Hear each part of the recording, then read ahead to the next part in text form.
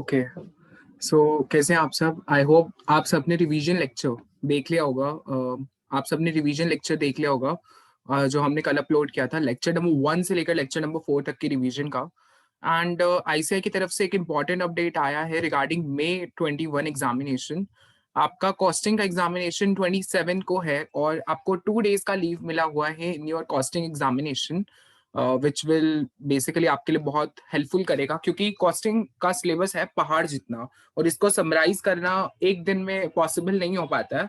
तो इंस्टीट्यूट ने आपको 2 दिन का समय दिया है, तो ये आपके लिए बहुत एडवांटेज हो सकते हैं and you can score maximum maximum marks in costing. Okay. अब जिनका एग्जाम May 21 में है उनके लिए मैं क्या करूंगा, उनके लिए मैं आपको पूरा सिलेबस मैं May एंड तक कंप्लीट करवा दूंगा। 31 March is the cut off date जिसमें आपका पूरा सिलेबस रिवाइज हो जाएगा, प्लस मल्टीपल रिविजन्स। जैसे कल मैंने एक लेक्चर अपलोड किया था, लेक्चर नंबर 1 से लेकर लेक्चर नंबर 4 में जितना भी मैंने पढ़ाया था मैंने पूरा आपको रिवाइज करवा दिया था 1 आवर के अंदर अंदर। ऐसे ही हम आगे भी करेंगे, प्लस जितने आपके हर चैप्टर है जैसे मटेरियल कॉस्टिंग, जैसे मेरा पूरा मटेरियल कॉस्टिंग कंप्लीट होगा I will upload a separate revision lecture of that, in which I will solve each and every question. आप सारा क्वेश्चन उसमें रिवाइज कर लेंगे एंड जैसे मेरे 3 हो जाएंगे इस तरीके से मैं बिल्कुल अपलोड करता जाऊंगा एंड इंपॉर्टेंट क्वेश्चंस भी अपलोड करते जाएंगे। प्लस जैसे मेरा ये मटेरियल कॉस्टिंग खत्म होगा, मैं आपको जैसे चैप्टर 1 में मैं आईसीआई स्टडी मटेरियल पे आपको लेके गया था कि कोई कॉन्सेप्ट रह ना गया हो, सिमिलरली आईसीआई स्टडी मटेरियल पे भी हम अलग से जाएंगे। और जैसे मेरा सिलेबस 31 मार्च को कंप्लीट हो जाएगा, मैं स्टडी मटेरियल सीरीज भी इवन स्टार्ट करूंगा जिसके अंदर मैं पूरा स्टडी मटेरियल से, चाहे हमने इधर नोट्स में सॉल्व कर लिया हो लेकिन आपका स्टडी मैट को हम इग्नोर नहीं कर सकते, तो हम पूरा स्टडी मटेरियल सॉल्व करेंगे। और इस बार की May 21 की आरटीपीज, एमटीपीज एंड मॉक पेपर्स भी हम पूरा सॉल्व करेंगे। प्लस जो नवंबर 2020 एंड Jan 21 में एग्जामिनेशन में आरटीपीज एंड एमटीपीज आई थी एंड पेपर आया था, हम उसको भी ट्राई करेंगे सॉल्व करने का। सो आप इस चैनल को प्लीज सब्सक्राइब कर लीजिए, बिकॉज यहाँ पर मैं आपको पूरा आपका कॉस्टिंग का पूरा सिलेबस हम डिटेल में करेंगे। और अगर आपको कोई भी डाउट आता है कि हमें कॉस्टिंग के सिलेबस में ये वाला टॉपिक थोड़ी दिक्कत लग रही है, ये वाला है, तो you can leave that in the comment box and I will surely make try कि I will give answer to your each and every reply. ठीक है, so let's start with today's topic. मैं होप करता हूं कि आपने revision video जरूर देख लिया होगा जो हमने लेक्चर 1 से लेक्चर नंबर 4 तक का पढ़ा था। अगर आपने वो रिवीजन वीडियो देख लिया होगा तो आपने अभी तक 4 दिन में हमने जितना भी पढ़ा है क्वेश्चन का, आपको वो पूरा का पूरा रिकॉल हो गया होगा आपके माइंड में। देखो, आपका एग्जाम है प्रोफेशनल एग्जाम, सीए का एग्जाम जो होता है that is a professional exam and वहां रिवीजन ही की टू सक्सेस होती है। आप जितनी बार एक चीज को रिवाइज करेंगे उतना ज्यादा आपके माइंड में वो कॉन्सेप्चुअली स्ट्रांग होगा और आपकी कॉन्सेप्चुअल क्लैरिटी भी बढ़ेगी, प्लस आपकी रिवीजन स्किल्स भी बढ़ती हैं और आपको पेपर में इजिली रिकॉल होगा वो कॉन्सेप्ट। तो आपको रिवीजन पे जरूर फोकस करना है and I will complete the syllabus by the end of the March. जैसे मार्च खत्म होगा मेरा सिलेबस पूरा कंप्लीट हो जाएगा। 15 के 15 chapters I will upload on the YouTube. और जिनका नवंबर 21 में एग्जामिनेशन है वो भी इनको रेफर कर सकते हैं दीज वीडियोस को, एंड May 21 वाले तो बिल्कुल ही रेफर कर सकते हैं। और आप ईच एंड एवरी वीडियो देखिए, क्योंकि आपको इससे सारे कॉन्सेप्ट्स आपके क्लियर हो जाएंगे। आपने चाहे पहले पढ़ा हो अभी तक नहीं भी, अगर आपसे कुछ कॉन्सेप्चुअली कुछ भी छूटा है तो वो भी आपका कवर अप हो जाएगा। प्लस मैं हर चैप्टर के बाद fast track revision of the video पूरे चैप्टर का करवाऊंगा, तो आप उस वीडियो को भी रेफर कर सकते हैं for your fast track revision. And जैसे ही मेरा सिलेबस कंप्लीट होगा कॉस्टिंग का, हम मैराथन लेक्चर भी इवन अपलोड करेंगे जिससे आपको रिवीजन में हेल्प मिलेगी। वो 1.5 डेज जो होंगे आपके, तो वैसे 2 डेज हैं, लेकिन अगर किसी का एक दिन की छुट्टी भी हो उसमें भी उसका वो पूरा कंप्लीट हो जाएगा with each and every question. I will also upload the marathon lectures also. ठीक है, तो चलिए आज का टॉपिक हमारा है स्टॉक लेवल। अभी तक हमने इस मटेरियल कॉस्टिंग के चैप्टर में हमने ईओक्यू कर लिया है, एबीसी एनालिसिस कर लिया है। आज हम पढ़ेंगे बहुत important concept. This concept is very important, inventory levels. So हमारे पास बहुत सारे तरह के इन्वेंट्री लेवल्स होते हैं। This is also a technique. देखो, जैसे हमने ईओक्यू करा, ईओक्यू भी आपकी एक टेक्निक थी मटेरियल कंट्रोल की। इसी तरीके से हमने एबीसी एनालिसिस किया, वो भी आपकी एक टेक्निक थी मटेरियल कंट्रोल की। And in the similar way inventory level मतलब stock level is also a technique जिससे आप मटेरियल कंट्रोल कर सकते हैं। अब यहाँ पर आपको दिख रहे होंगे बहुत सारे levels. Yes, there are various level. आप देख सकते हो, इनके नाम पढ़ सकते हो। द रीऑर्डर लेवल हो गया, reorder quantity, maximum level, minimum level, average level, danger level. अब ये देखते हैं ये लेवल होते क्या है। चलिए इन सबको एक बार डिटेल में देखते हैं कि हर लेवल को डिटेल में अंडरस्टैंडिंग करते हैं। सबसे पहला है रीऑर्डर लेवल। देखो मैंने बताया कि आपको मटेरियल खरीदना है, तो लेवल जिस पे आप बिल्कुल फ्रेश ऑर्डर परचेज का करते हैं वो आपका रीऑर्डर लेवल होता है। देखो सामान आपका खत्म हो गया, अब आपका सामान खत्म हो गया तो आप री ऑर्डर करेंगे। ऑर्डर क्यों करोगे? ताकि वो सामान आपका फिल हो जाए, आपकी जितनी क्वांटिटी की आपको रिक्वायरमेंट है वो सारी आपकी खत्म हो जाए एंड आपकी कंटिन्यूटी हो प्रोडक्शन में। तो लेवल जिस पे आप फ्रेश ऑर्डर परचेज कर रहे हो, remember this word, this is fresh order. तो जिस लेवल पे आप फ्रेश ऑर्डर करते हैं उसे हम रीऑर्डर लेवल कहते हैं। रीऑर्डर मतलब फ्रेश ऑर्डर, तो हम यहाँ पर फ्रेश ऑर्डर करते हैं जिस लेवल पे, that is reorder level. Fresh order for purchase is made is reorder level. Okay, अब इसका कुछ फॉर्मूले हैं। ओके अब ये फॉर्मूले आपको लर्न करने पड़ेंगे, डेफिनेटली लर्न करने पड़ेंगे एंड इस पे हम बहुत सारे क्वेश्चन हम सॉल्व करेंगे। ईच एंड एवरी क्वेश्चन हम इस पे सॉल्व करेंगे और आपको फॉर्मूले जैसे ईओक्यू के स्टार्टिंग में फॉर्मूले लर्न करने में आपको दिक्कत आई होगी, लेकिन विद द क्वेश्चन प्रैक्टिस आपको फॉर्मूले इजीली लर्न हो गए होंगे। Similarly with the reorder level, starting में थोड़ी दिक्कत आएगी फॉर्मूलेस को लर्न करने में, लेकिन bye the and you start solving the question you will definitely learn all the formulas. आपके टिप्स पे हो जाएंगे फॉर्मूले सारे के सारे। हाँ जी, रीऑर्डर लेवल। तो रीऑर्डर लेवल के आपको दिख रहे होंगे दो फॉर्मूले यहाँ और लगा रखे, मतलब this is the formula number 1 and this is the formula number 2। चलिए देखते हैं। रीऑर्डर लेवल का formula is maximum lead time. अच्छा लीड टाइम क्या था? लीड टाइम हमारे क्वेश्चन में आया था ईओक्यू के, जब मैंने क्वेश्चन करवाया था उधर एक लीड टाइम टर्म आई थी, मैंने आपको एक्सप्लेन भी किया था लीड टाइम का मतलब। लीड टाइम क्या होता है? एक जब जो टाइम जिसमें आपने ऑर्डर को प्लेस किया और जब आपको ऑर्डर रिसीव हुआ, सपोज आपने 12 तारीख को ऑर्डर प्लेस किया और आपको 14 तारीख को ऑर्डर रिसीव हुआ, सो ये जो 2 दिन का समय है ना ऑर्डर करने में और ऑर्डर को रिसीव करने के बीच में जो ये समय है, ये 2 दिन का time gap, this time gap is lead time. Lead time is basically the time of placing the order and receiving the order के बीच में जो आपका टाइम होता है, that is your lead time. अब जो जितना maximum to maximum lead time लगता है, मतलब जो मैक्सिमम लीड टाइम है कि मैक्स टू मैक्स 5 दिन में डिलीवरी हो जाएगी। आप अमेजोन से भी इवन कुछ बाय करते हैं तो उधर लिखा होता है ना इतने टाइम में आपकी डिलीवरी हो जाएगी, तो दैट्स द मैक्सिमम शो। उसको आपको मल्टीप्लाई करना है, ये एस्टेरिस्क नहीं है, दिस इज मल्टीप्लाई का साइन। मल्टीप्लाई करना है विद मैक्सिमम यूसेज। यूसेज का मतलब क्या होता है? Usage means consumption. यूसेज का मतलब होता है कंजम्पशन, कि आप इतना कंज्यूम कर रहे हैं, उतना आपने कंज्यूम किया। तो आप क्या करेंगे, अगर मेरे को रीऑर्डर लेवल निकालना है तो आप क्या फॉर्मूला क्या बनेगा? Maximum lead time. आप क्या करेंगे? मैक्सिमम लीड टाइम को आप मल्टीप्लाई करेंगे विद मैक्सिमम यूसेज के साथ, मतलब मैक्सिमम कंजम्पशन के साथ। तो this is your first formula, जिसमें आप क्या कर रहे हैं? मैक्सिमम जो आपका लीड टाइम है उसको मल्टीप्लाई कर दो विद मैक्सिमम जितना आप कंज्यूम कर रहे हो। या फिर इसका सेकेंड फॉर्मूला इज दैट कि आप मिनिमम लेवल ले लीजिए, मिनिमम लेवल ले लीजिए एंड वहां पर आप ऐड करिए, ऐड कर दीजिए। आपने सबसे कम लेवल ले लिया, अब मिनिमम लेवल देखो क्या होता है। यहाँ एक पहले डेफिनेशन में मिनिमम लेवल की पढ़ा देता हूँ क्योंकि इस फॉर्मूले में मिनिमम लेवल का जिक्र हुआ है। देखो मिनिमम लेवल क्या है?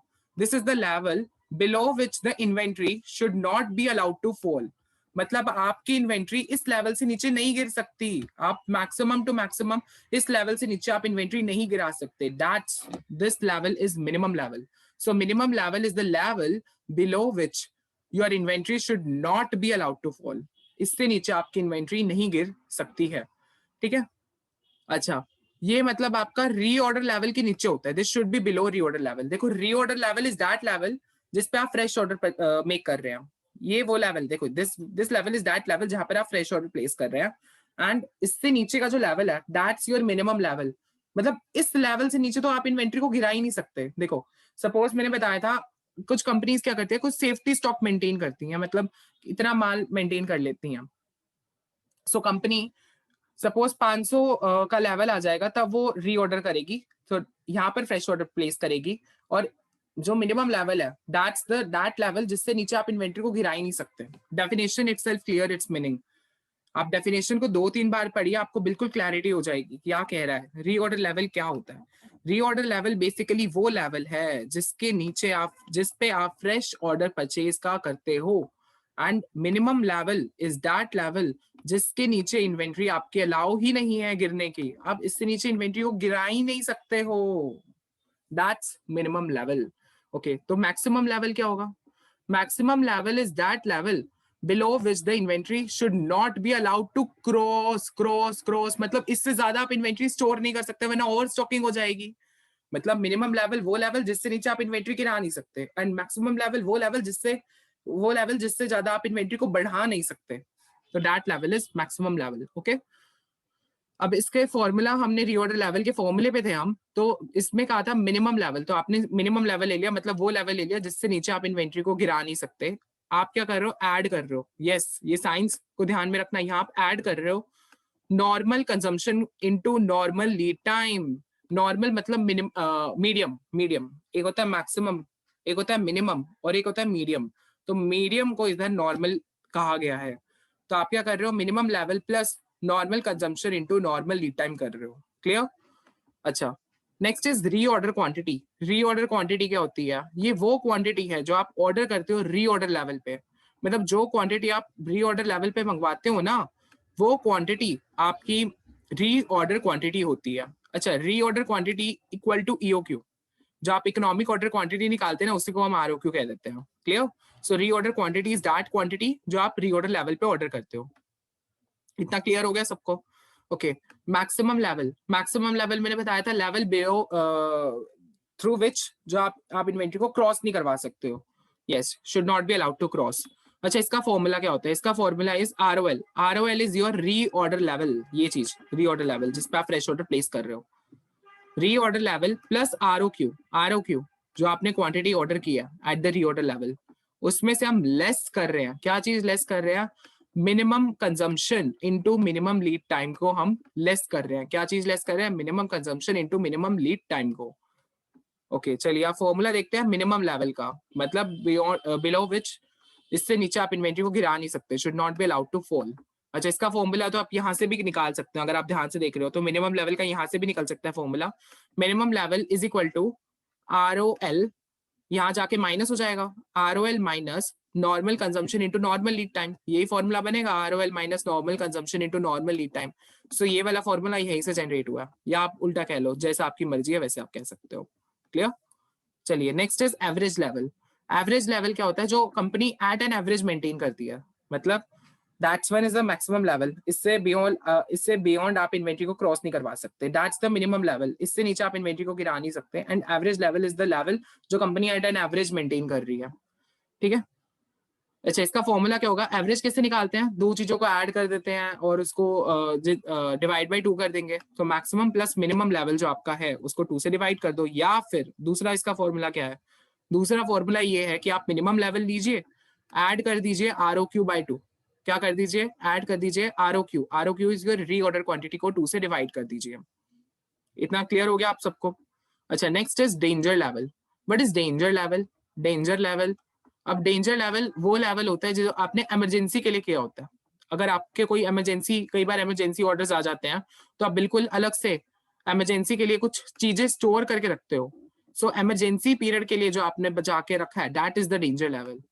It is level eight which the emergency order for purchase is made. Okay, what is it's formula? इसका फॉर्मूला क्या है? Normal consumption into emergency lead time. आप क्या करेंगे? नॉर्मल कंजम्पशन को इमरजेंसी लीड टाइम से मल्टीप्लाई कर देंगे, so you will gate danger level. तो दोबारा से एक बार सारे के सारे फॉर्मूलाज को हम लर्न कर लेते हैं एंड वी हैव अंडरस्टैंड। सबसे पहले तो मैं इन सबका लेवल्स का मतलब बता देता हूँ एंड देन हम फॉर्मूला साथ में रिकॉल कर लेंगे। ठीक है? अब भी थोड़ी सी आपको दिक्कत आएगी फॉर्मूला रिकॉल करने में, लेकिन जैसे हमारे प्रैक्टिकल क्वेश्चंस होते जाएंगे, आपके फॉर्मूले आपके माइंड में बिल्कुल याद हो जाएंगे। चलिए, फॉर्मूला करने से पहले एक बार मतलब देख लेते हैं इन सारी चीजों को दोबारा से।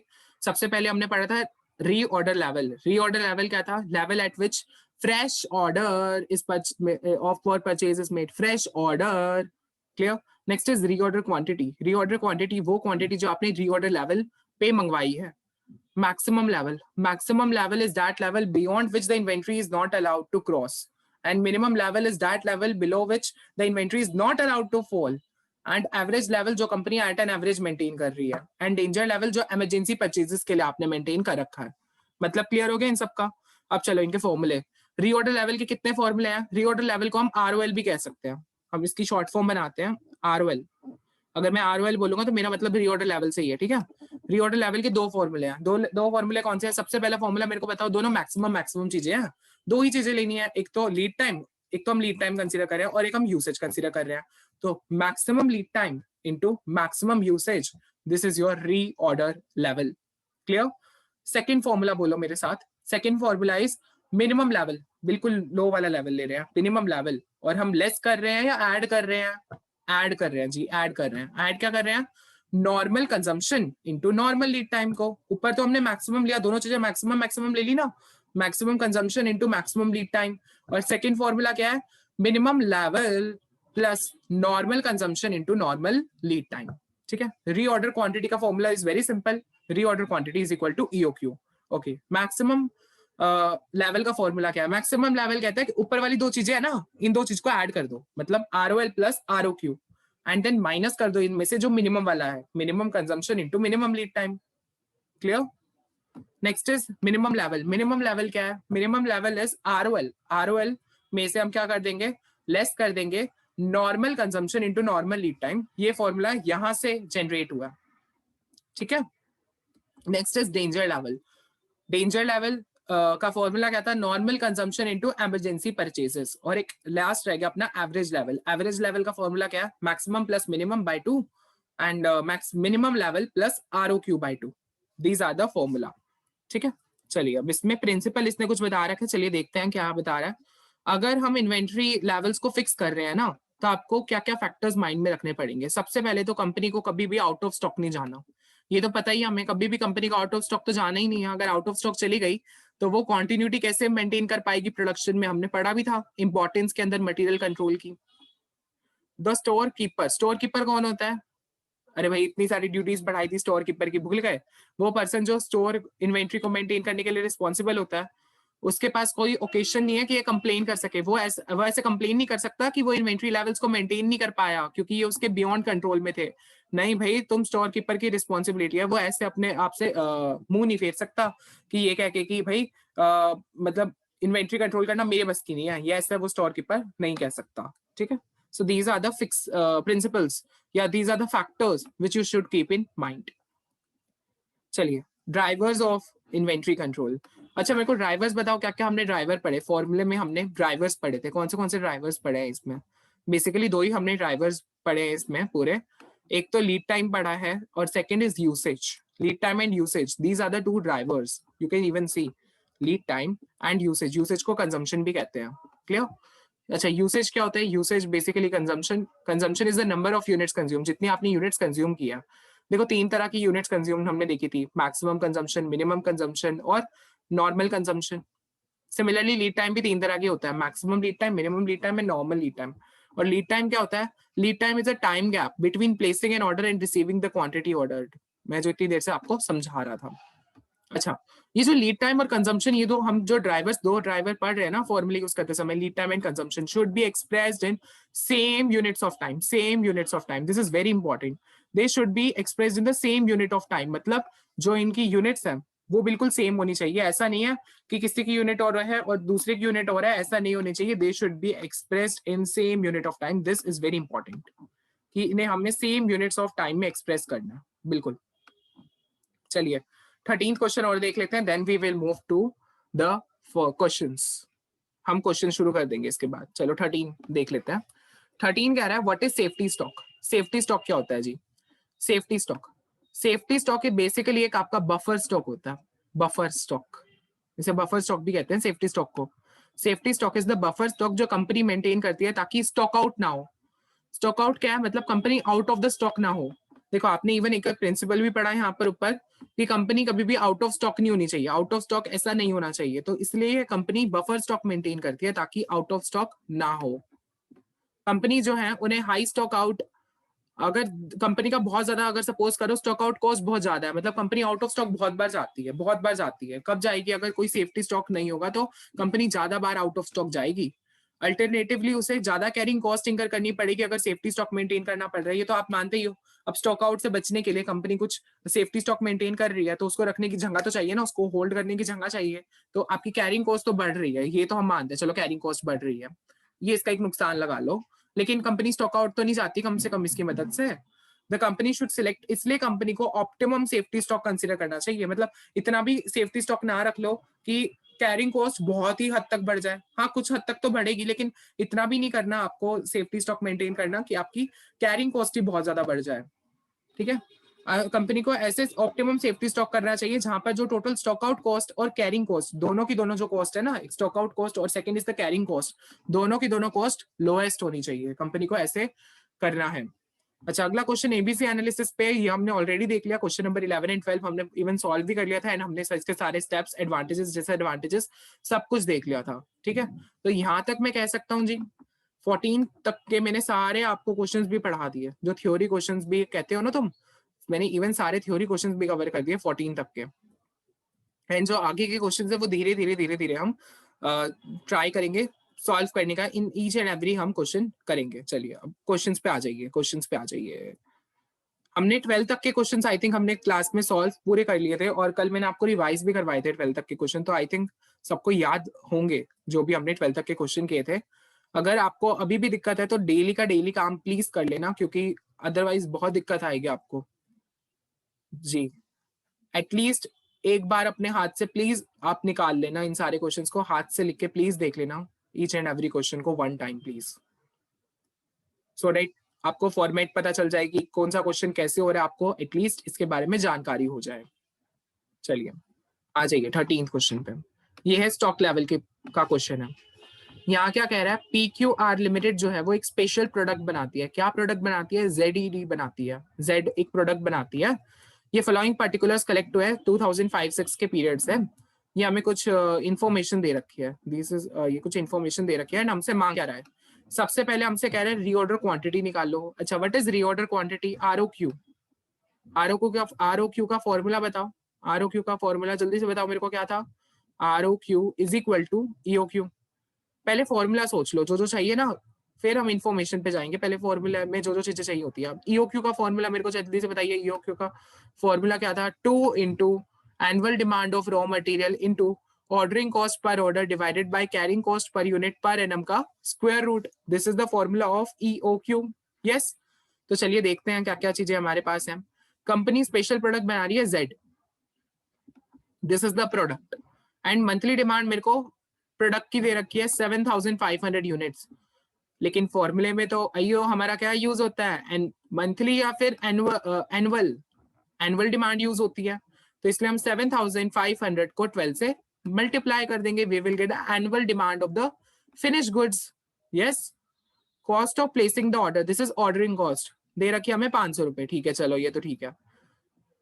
नेक्स्ट कैरिंग कॉस्ट हमें परसेंटेज में दे रखी है 10%। सो अगर परसेंटेज में दे रखी हो तो किससे मल्टीप्लाई करते हैं? परचेज प्राइस से। And purchase price cost per unit हमें कितना दे रखा है? परचेज प्राइस कितना दे रखा है? 60 रुपीज। तो 10% ऑफ 60, तो 6 is your carrying cost per unit per annum. तो चलिए जल्दी से देख लेते हैं, फॉर्मूला इसने ये लगा रखा है।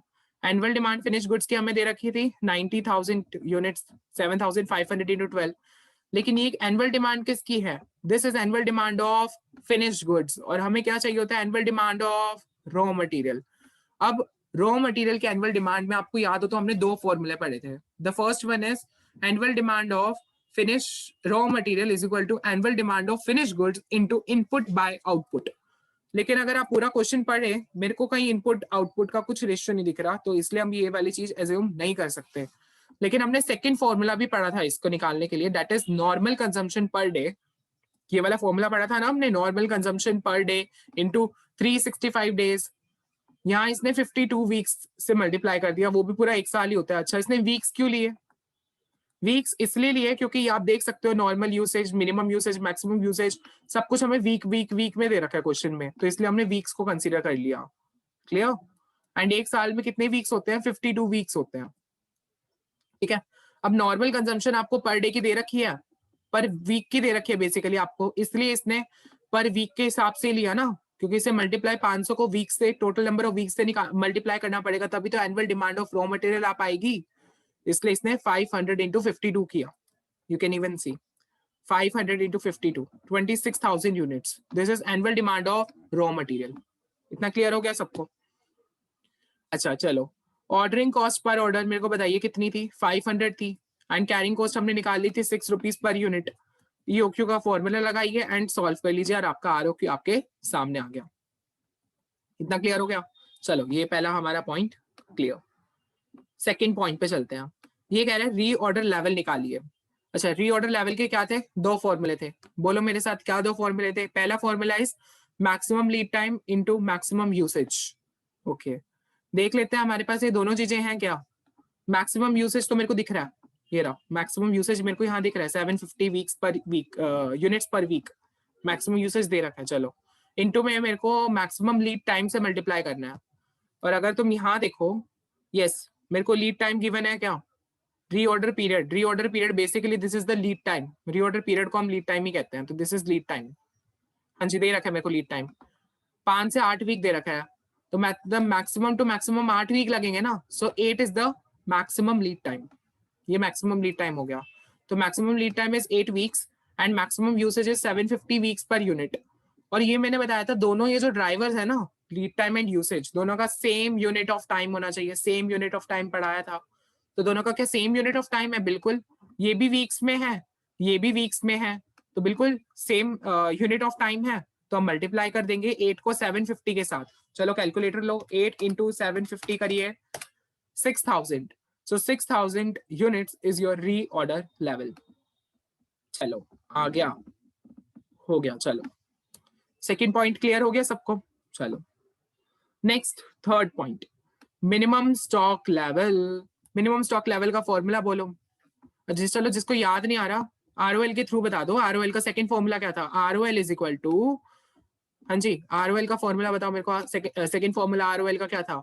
मिनिमम स्टॉक लेवल, हाँ जी, plus normal consumption into normal lead time. Yes, this is the formula ना, नॉर्मल वाला था। बाकी normal consumption into normal lead time ऐसा कुछ था। तो अगर मेरे को यहाँ मिनिमम लेवल निकालना है तो कैसे निकाल लूंगा? ROL माइनस, यहाँ जाके माइनस हो जाएगा, minus normal consumption into normal lead time. This will be the formula then. तो आप देख सकते हो मिनिमम लेवल का formula ROL minus normal consumption into normal lead time. Clear? अच्छा, ROL तो हमारा है, अभी हमने निकाला ये ROL। सो यहाँ ROL डायरेक्टली पुट कर देंगे। अब मेरे को चाहिए नॉर्मल कंजम्पशन और नॉर्मल लीड टाइम। आ जाइए, नॉर्मल यूसेज दे रखा है, मतलब मेरे को नॉर्मल कंजम्पशन गिवन है 500 यूनिट्स। अब मेरे को नॉर्मल लीड टाइम चाहिए, लेकिन मेरे को तो मिनिमम लीड टाइम दे रखा है, minimum is the 5 weeks and maximum lead time दे रखा है 8 वीक्स। तो मैं नॉर्मल लीड टाइम क्या निकाल लूं? अब नॉर्मल का मैंने तुम्हें मतलब बताया था एवरेज, मीडियम, एवरेज। अच्छा, एवरेज कैसे निकालते हैं? दो चीजों का ऐड कर दो, डिवाइड बाई 2 कर दो। तो मैं नॉर्मल कैसे निकाल सकता हूँ? 5 प्लस 8/2, मेरा 5 प्लस 8/2 करेंगे तो 6.5 आ रहा है। Yes, so 6.5, this one will be your normal consumption per day. तो ये आपकी नॉर्मल कंजम्पशन आ गई, आप देख सकते हो। 6.5 is your normal lead time and 500 is your normal consumption, and आपका आंसर आ गया मिनिमम लेवल। चलिए आगे चलते हैं। आगे क्या मांग रहे हैं हमसे? मैक्सिमम स्टॉक लेवल बोल रहा है। मैक्सिमम स्टॉक लेवल का फॉर्मूला बताइए मेरे को, क्या था maximum stock level? ROL plus ROQ minus minimum consumption into minimum lead time. This is the formula of maximum stock level, अभी पढ़ा था हमने। तो चलिए फॉर्मूले में पुट ऑन करते जाते हैं सारी चीजें बस। Maximum level is equal to ROL plus ROQ minus minimum consumption into minimum lead time. This is the formula. ROL मेरे को बताइए कितना है? ROL ये रहा 6000। ROQ कितना है? 2082। यहाँ पुट किया 6000 plus 2082 minus minimum consumption into minimum lead time. हाँ जी, मिनिमम कंजम्पशन कितना दे रखा है क्वेश्चन में? 250 यूनिट्स दे रखा है, और मिनिमम लीड टाइम कितना दे रखा है? 5। तो put these figures in the formula and you will get maximum level। आपको maximum level मिल गया। चलिए नेक्स्ट हमसे पूछ रहा है एवरेज लेवल। एवरेज लेवल क्या होता है? दो फॉर्मूले बताए थे एवरेज लेवल के, याद हो तो। एक तो था minimum plus maximum level divided by 2। तो हमने मैक्सिमम एंड मिनिमम लेवल निकाल ही रखा है, ये दो लीजिए, इसको 2 से डिवाइड कर दीजिए, आपका एवरेज लेवल आ गया। एंड सेकंड फॉर्मूला क्या था? Minimum level plus ROQ by 2। Yes, this is the formula ना, minimum level plus ROQ by 2। Minimum level हमने निकाल रखा है, प्लस ROQ भी हमारे पास था ही, हमने निकाला था बाय 2, आपके पास ये आ गया। अब आप कहोगे दोनों से आंसर डिफरेंट आ रहे हैं, जी बिल्कुल आंसर डिफरेंट ही आएंगे। अब क्या आपको दोनों फॉर्मूले लगा के पेपर में आना पड़ेगा? बिल्कुल बिल्कुल लगाइए, इंस्टीट्यूट का कोई भरोसा नहीं आपको नंबर ना दे अगर आपने एक फॉर्मूला लगाया, इसलिए आई विल एडवाइज आप बोथ फॉर्मूलाज को पेपर में लगा दीजिएगा। ऐसे लिख दीजिएगा formula number 1, formula number 2 and solve by both the formulas. Clear? अच्छा चलिए आगे चलते हैं। और क्या पूछ रहा है इस क्वेश्चन में? बहुत कुछ हमसे मांग रहा था, हमने 5 पॉइंट्स तक कंप्लीट करके उसे दे दिया। अच्छा 6 पॉइंट, रीवर्क, दोबारा से काम करिए, मतलब यही assumption वाली बात ही कर रहा होगा कुछ, दैट द रीऑर्डर क्वांटिटी पे काम दोबारा करिए, मतलब आरओक्यू दोबारा निकालिए अगर ZED was the raw material. अब कह रहे हैं ZED रॉ मटेरियल है, पहले कह रहा था कि ZED जो है वो एक प्रोडक्ट था, अब कह रहे हैं ZED रॉ मटेरियल है, तो आपको दोबारा आरओक्यू निकालना है। अब क्या आरओक्यू में कोई डिफरेंस आएगा? जी बिल्कुल आएगा, क्योंकि एनुअल डिमांड फिनिश गुड्स की थी, वो तो 90,000 यूनिट्स हमने निकाली थी, एनुअल डिमांड फिनिश गुड्स की थी, और annual demand of raw material different तरीके से निकाली थी। लेकिन अब ये जो 90,000 है, अब ये तो हमारी annual demand of raw material बन जाएगी। बाकी carrying cost and ordering cost में कोई चेंज नहीं आएगा, तो हमारा आरओक्यू भी चेंज होगा बेसिकली अगर ये चीज चेंज हो रही है। तो आप देख सकते हो annual demand of raw material 90,000 units, ordering cost 500 वही का वही है, कैरिंग कॉस्ट वही की वही 6 पर यूनिट पर एनम, एंड हमने फॉर्मूले में पुट किया, आपका आंसर आ गया। Clear?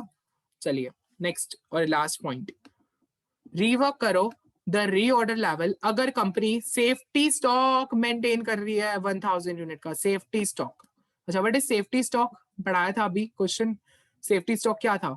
Safety stock is that level जो कंपनी मेंटेन करती है। यहाँ पर दो तरह की कॉस्ट होती है आपकी इनकर, एक तो होती है हाई कैरिंग कॉस्ट, और एक आपकी होगी स्टॉक आउट से बचने के लिए बेसिकली कंपनी करती है ना। तो स्टॉक आउट और बताया था मैंने, दो कॉस्ट को आपको ऑप्टिमम लेवल तक रखना है, ऑप्टिमम लेवल तक। अब सुनो, अगर कंपनी सेफ्टी स्टॉक मेंटेन करती है तो आरओएल पे फर्क आएगा, बिल्कुल आएगा बिल्कुल।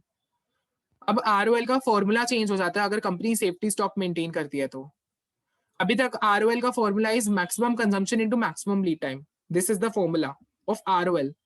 लेकिन अब यहाँ पर ऐड हो जाएगा सेफ्टी स्टॉक, अगर कंपनी सेफ्टी स्टॉक मेंटेन कर रही है तो यहाँ पर फॉर्मूले में प्लस सेफ्टी स्टॉक ऐड हो जाता है। This is very important thing, you must need to remember this thing कि अगर आरओएल में चेंज हो जाएगा, अगर कंपनी सेफ्टी स्टॉक बना रही है तो आरओएल का फॉर्मूला चेंज हो जाएगा, formula will become maximum consumption into maximum lead time plus safety stock हो जाएगा फॉर्मूले में। ठीक है, अब हमारे पास सेफ्टी स्टॉक गिवन था 1000 क्वेश्चन के अंदर ही है, and maximum consumption maximum lead time पता ही है मेरे को, और रीऑर्डर लेवल मैंने निकाल लिया इसकी मदद से। ठीक है, सो ये question is the base question, यहाँ से हमने शुरुआत की है, एंड आई होप आप सबको क्लियर हो गया होगा question number 13। If you have any doubt in this question तो 2-3 मिनट के लिए होल्ड करिए, अभी आगे हम बहुत सारे क्वेश्चंस करेंगे, देन आपको ये लगेगा क्या चिल्लर सा क्वेश्चन हमने किया था, बहुत इजी क्वेश्चन किया था ये। धीरे धीरे धीरे धीरे हम लेवल को अपना अप करते जाएंगे। अब इस क्वेश्चन को कर लीजिए बहुत इंपॉर्टेंट मार्क, दिस क्वेश्चन के आने के चांसेस बड़े बहुत ज्यादा है इस बार। 14th क्वेश्चन को कर लीजिए double star mark, this question is very very very important question, and ये थोड़ा सा ट्रिकी क्वेश्चन है। अगर आपने थ्योरी ध्यान से सुनी होगी ना तो आपको कोई दिक्कत नहीं आएगी, और जिन जनों ने थ्योरी ध्यान से नहीं सुनी ना उन्हें बिल्कुल दिक्कत आने वाली है। तो जो थ्योरी आपने पढ़ी थी ना, मटेरियल रिक्विजिशन, आप कैसे ऑर्डर मेंटेन करते हैं, ऑर्डर कैसे प्लेस करते हैं, वो वाली थ्योरी का इसमें बहुत इस्तेमाल है। तो you must know the theory in order to solve this level of question. ये लेवल ऑफ क्वेश्चन सॉल्व करने के लिए आपको थ्योरी बहुत अच्छे से आनी चाहिए। चलिए देखते हैं कैसे क्या करना है इस क्वेश्चन का, एंड चलिए शुरू करते हैं। आप पढ़िए क्वेश्चन को, Arnav electronics manufacture electronic home appliance, ये weighted average cost method follow कर रहे हैं जी फॉर मटेरियल वैल्यूएशन। आपको डेटा दे रखा है कंपोनेंट एक्स के प्रति, ये आपको कुछ डेट्स दे रखी हैं, particulars, units, rate per unit, and आपसे ये सारी चीजें मांग रहे हैं। आप देख सकते हो ये 6 पॉइंट्स मांग रहे हैं, ये 6 के 6 पॉइंट्स बहुत ही खतरनाक पॉइंट्स हैं। This question is very very very important and खतरनाक क्वेश्चन भी है, आर या पार वाला क्वेश्चन है, लॉजिक्स क्लियर होने चाहिए इस क्वेश्चन को सॉल्व करने के लिए। चलिए देखते हैं। सबसे पहले तो आप पढ़िए, यहाँ पर 15 को आपको परचेज ऑर्डर आपने प्लेस किया 008। अब this 008 is the invoice number basically. So यहाँ पीओ दिया, पीओ मतलब परचेज ऑर्डर। परचेज ऑर्डर क्या था, दोबारा मैं बता देता हूँ परचेज ऑर्डर क्या था।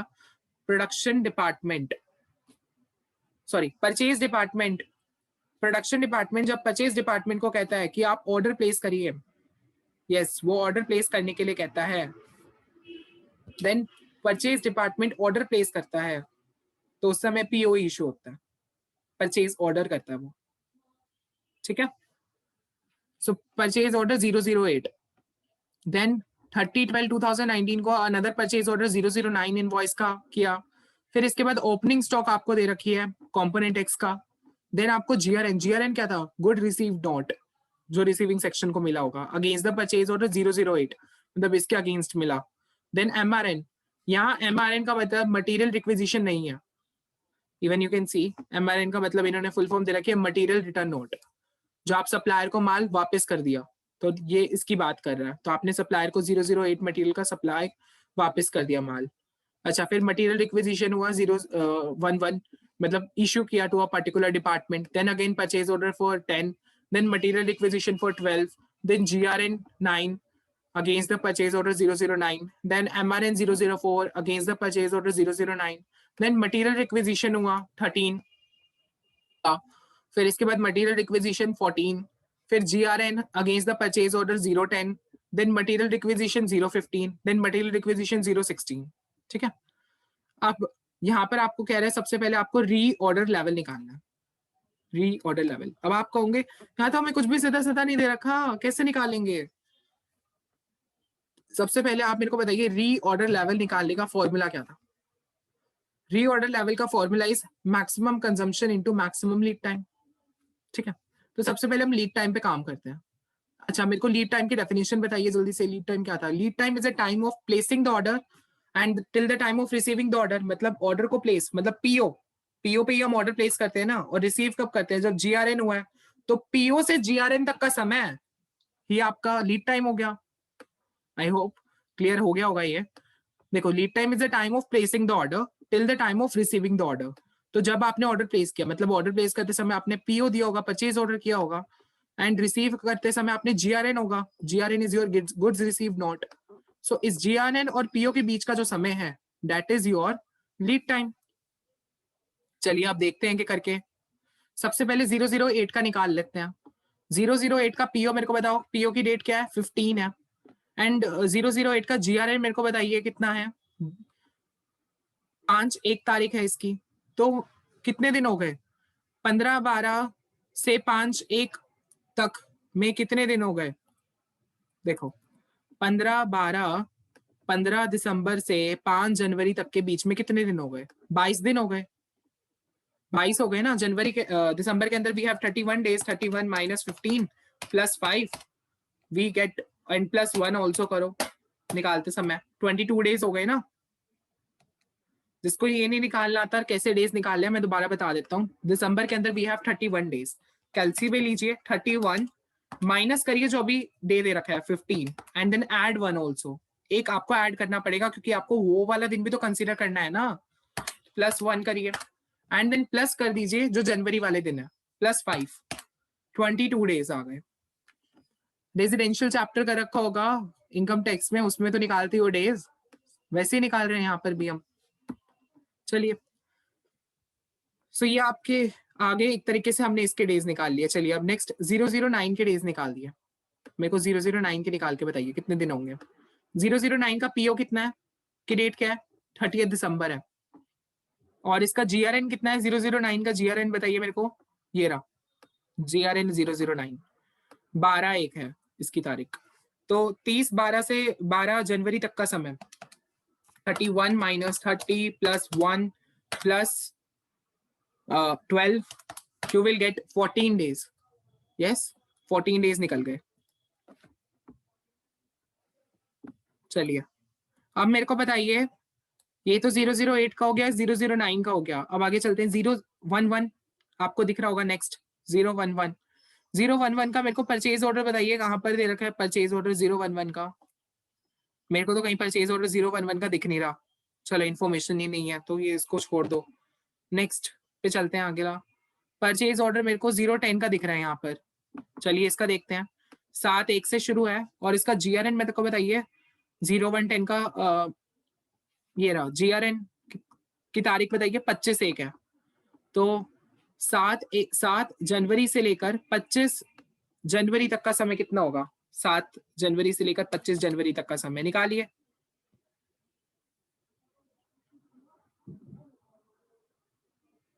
सात जनवरी से लेकर 25 जनवरी तक का समय निकाल के बताइए।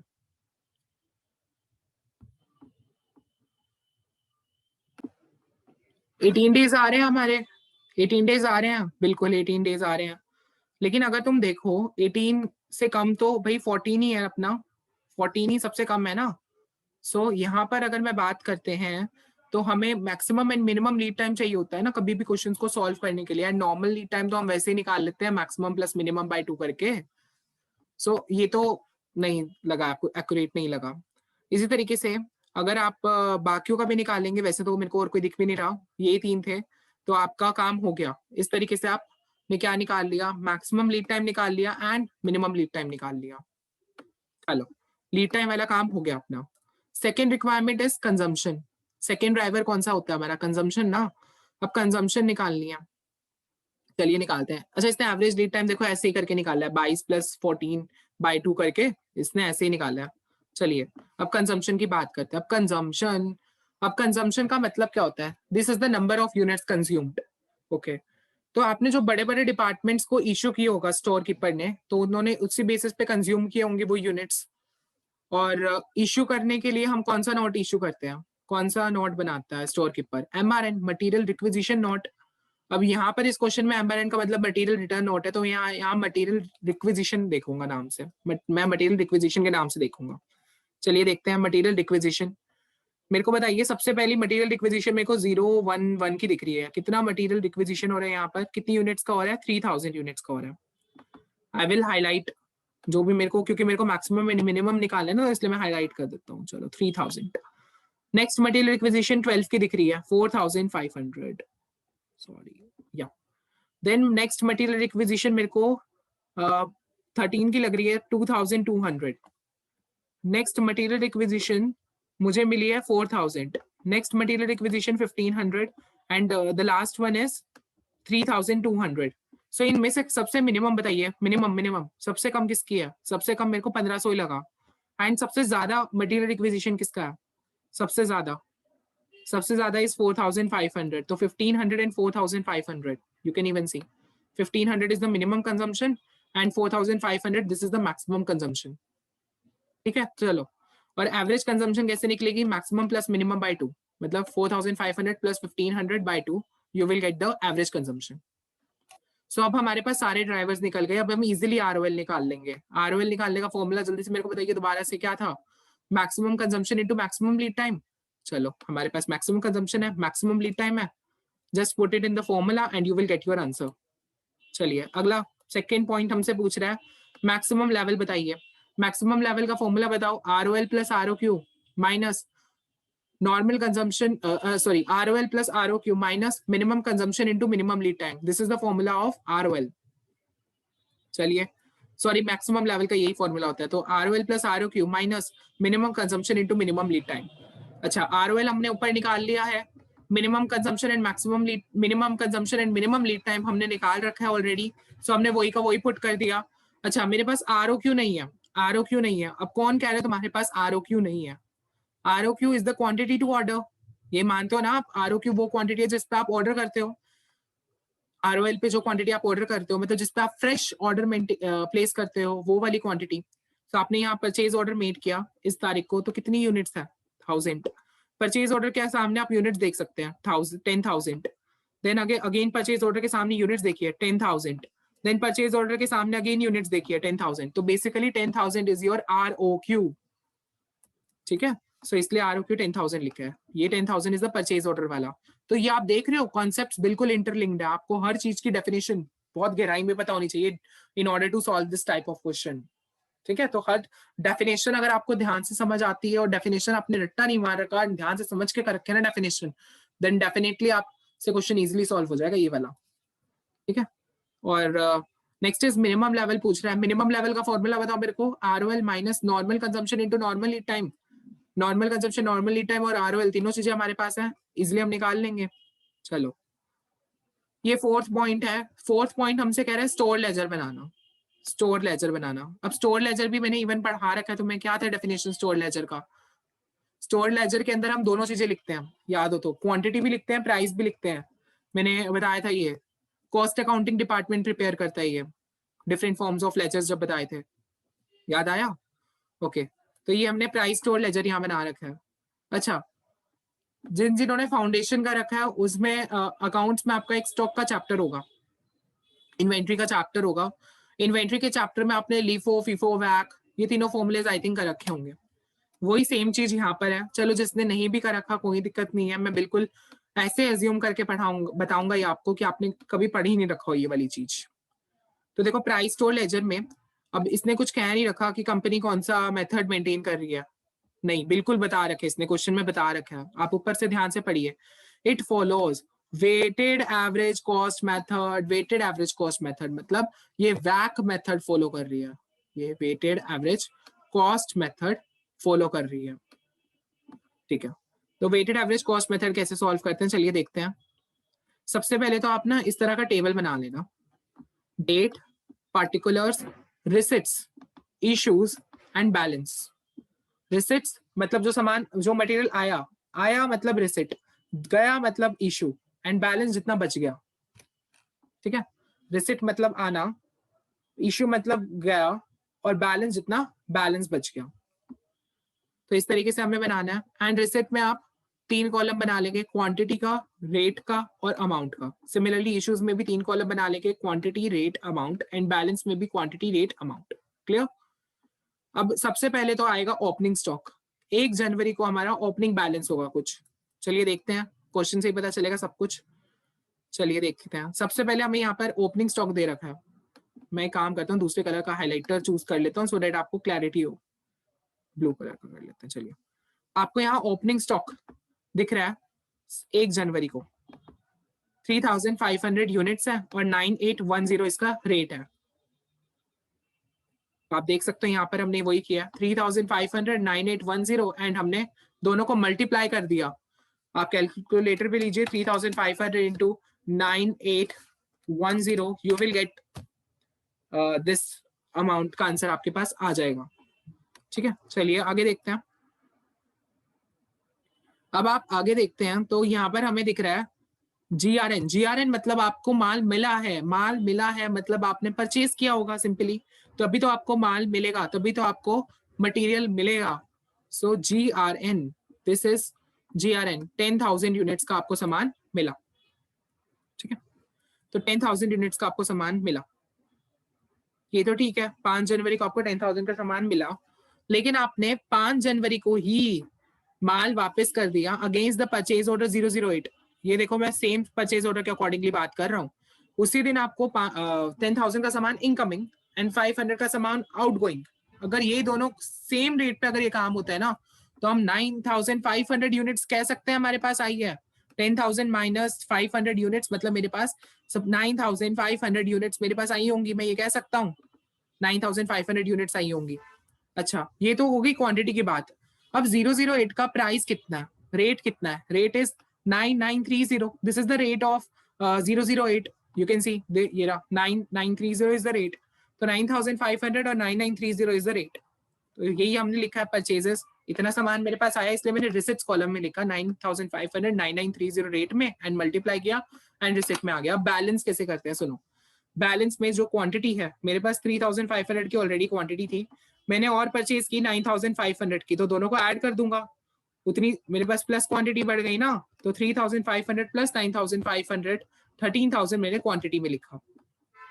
एंड रेट की अगर मैं बात, अब वेटेड एवरेज में क्या करते हैं सुनो, वेटेड एवरेज में क्या करते हैं, आप अमाउंट्स को ऐड कर दीजिए, दोनों में अमाउंट को ऐड कर दीजिए। कैलकुलेटर पे मेरे साथ साथ लेना इस क्वेश्चन को करते समय। 3433500, ये वाला मैंने लिया, दिस वन मैंने लिया, एंड इसकी अमाउंट लेना ये वाली 9433500 प्लस करिए 9433500 इक्वल टू, आंसर आ गया आपके पास। जो आपके पास आंसर आया होगा ये वाला आंसर आया होगा,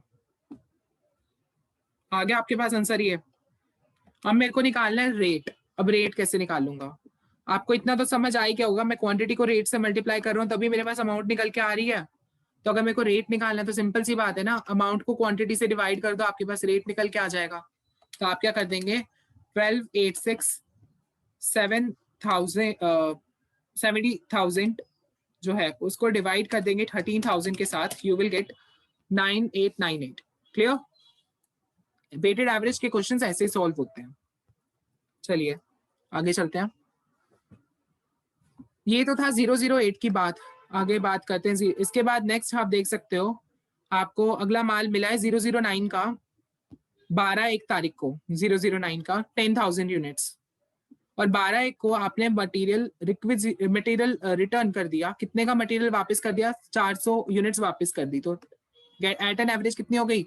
9,600 हो गई एट एन एवरेज। उस दिन आपको इतने सामान मिला। ओके, एंड इसका रेट बताओ मेरे को, 009 का रेट कितना है?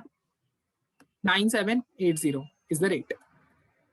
9780 इज द रेट।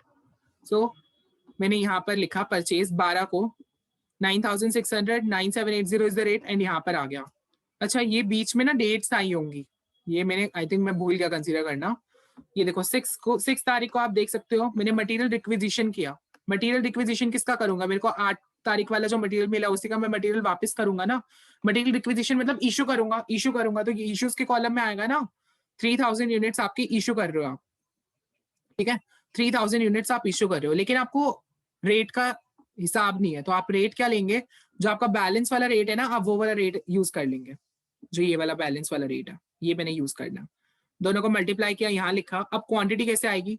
13,000, ये वाली 13,000 में से 3,000 आप लेस कर दीजिए। Less less less, not add, क्योंकि ये इश्यू हुआ है। रिसिट वाली चीज ऐड करते हैं क्योंकि वो बैलेंस को बढ़ाता है, और इश्यू वाली चीज माइनस करते हैं क्योंकि वो बैलेंस को घटाता है। 10,000 एंड सिमिलरली 12,70,000 में से आप इसको लेस कर दीजिए, you will get this answer. ठीक है, चलिए आगे चलते हैं। 10 तारीख को आप देख सकते हो मटेरियल रिक्विजिशन हुआ अगेन 4,500 यूनिट्स का। तो आप बताइए, अब तो आप भी कर सकते हैं। इशू में 4,500 लिखेंगे, ये वाली रेट लिख देंगे, मल्टीप्लाई करके ये लिख देंगे। 10,000 में से 4,500 लेस करके यहाँ आंसर आ जाएगा। इसमें से ये वाली चीज लेस करके यहाँ आंसर आ जाएगा, एंड इसमें इसको इससे 5,500 से डिवाइड करके ये आंसर आ जाएगा। एंड देन परचेज का हमने लिख रखा है, ये वाली चीज मैंने बता दी थी। तो 5,500 में 9,600 ऐड करेंगे अब, क्योंकि ये रिसिट में है ये वाली चीज, एंड इसमें ये वाली चीज ऐड करेंगे, एंड देन इसको इससे डिवाइड करके ये वाला रेट में आ जाएगा। ठीक है, चलो आगे चलते हैं। ये अभी हमारा 12 तारीख तक हो गया। अब 15 तारीख को अगेन मटेरियल रिक्विजिशन हो रहा है 2,200 यूनिट्स का। सो सेम वे 2,200 का हम किस में लिखेंगे? इशू में लिखेंगे। रेट ये बैलेंस वाला लेंगे, मल्टीप्लाई किया, एंड इसमें से ये वाली चीज देन लेस करेंगे, ये इसमें से ये वाली चीज लेस करेंगे, और इसको इससे डिवाइड करेंगे, you will get this answer. Okay, now 24 तारीख को आप देख सकते हो मटेरियल रिक्विजिशन कर रहे हैं 1,500 का। सेम वे वही चीज करनी है आपको। 1,500 यहाँ लिखेंगे, इसमें फिर रेट यहाँ से ये वाला लेंगे, फिर इसको इन दोनों को मल्टीप्लाई करेंगे, ये वाली चीज में से ये वाली चीज लेस करके यहाँ लिखेंगे, ये वाली चीज में से ये वाली चीज लेस करके यहाँ लिखेंगे, एंड इसको इससे डिवाइड करेंगे, you will get this answer. चलिए आगे चलते हैं। 25 को अगर आप देखो तो यहाँ पर मेरे को GRN मिल रहा है, मतलब मेरे को बेसिकली माल मैंने परचेज किया होगा तभी मेरे को मिल रहा है, एंड 25 को मैं कुछ मटेरियल वापस भी नहीं कर रहा, तो मेरा 10,000 का 10,000 ही मैं लूंगा। अच्छा, इसका रेट कितना लूंगा? देखो परचेज ऑर्डर 2010 के अगेंस्ट है, तो 010 का जो आपका परचेज ऑर्डर था, आप देख सकते हो परचेज ऑर्डर ऑफ 010, ये रहा 010 का परचेज ऑर्डर का रेट मेरे को बताओ। 9750 इज द रेट। कितना है? 9750 रेट है। तो 9750 मैंने रेट में लिखना, तो ये देख सकते हो 9750 रेट में लिखा, एंड यूनिट्स में 10,000 मल्टीप्लाई किया, इसमें इसको ऐड किया, इसमें इसको ऐड किया, एंड यहाँ से ये चीज डिवाइड करके ये हमारा रेट आ गया यहाँ से। चलिए 2-3 डेट्स और बची हैं, then this part will be over. 28 को क्या हुआ है? 28 जैन को मटेरियल रिक्विजिशन हुआ है, मतलब आपने इशू किया 4,000, एंड 31 को भी आपने मटेरियल रिक्विजिशन किया 3,200 का। तो 4,000 एंड 3,200। ओके, सो वही चीज यहाँ देखो 4000 एंड यहाँ 3200, यहाँ पर रेट यहाँ से आएगा बैलेंस से मल्टीप्लाई, इसमें से ये चीज लेस, इसमें से ये चीज लेस, एंड यहाँ पर डिवाइड करके, एंड सिमिलरली यहाँ पर ये वाला आएगा रेट में, एंड मल्टीप्लाई करा, इसमें से ये चीज लेस करके यहाँ, इसमें से ये चीज लेस करके यहाँ, एंड इसको इससे डिवाइड करके हमारा रेट आ जाएगा।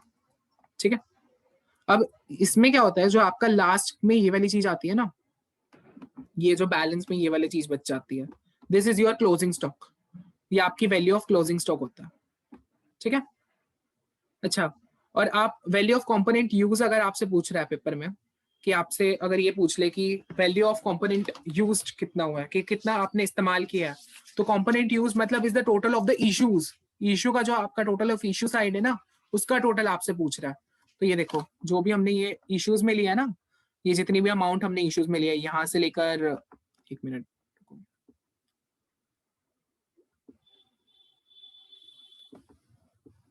ये जितना भी हमारा यहाँ से लेकर यहाँ तक का जो इश्यूज वाले चीज है ना, ये वाला, ये इश्यूज वाला पूरा अमाउंट का कॉलम, इस पूरे कॉलम को हम क्या कर देंगे बच्चा लोग, ऐड कर देंगे। इस पूरे कॉलम को हम सारे माय फ्रेंड्स, इस पूरे कॉलम को हम ऐड कर देंगे, इस अमाउंट के पूरे कॉलम को हम ऐड कर देंगे, एंड यहाँ पर वैल्यू ऑफ कंपोनेंट यूज में ये आंसर आ जाएगा। ठीक है, चलिए आगे चलते हैं। ये पूछ रहा था वैल्यू ऑफ कंपोनेंट यूज पूछ रहा था, तो हमने क्या करा, पूरा का पूरा जैन का पूछ रहा था, ये सारा जैन की डेट्स ही हैं, तुम देख सकते हो। तो ये पूरा इश्यू साइड का अमाउंट का कॉलम पूरा ऐड कर दिया, एंड यहाँ से हमारे पास वैल्यू ऑफ कंपोनेंट यूज आ गया। ठीक है, ओके, नाउ नेक्स्ट हमसे पूछ रहा है इन्वेंट्री टर्नओवर रेशियो क्या है। अब इसके लिए मेरे को जाना पड़ेगा थ्योरी में, इन्वेंट्री टर्नओवर रेशियो क्या होता है।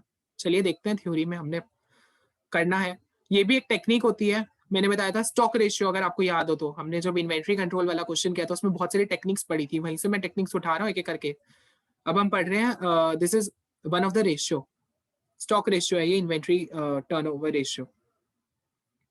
चलिए देखते हैं इसकी theory,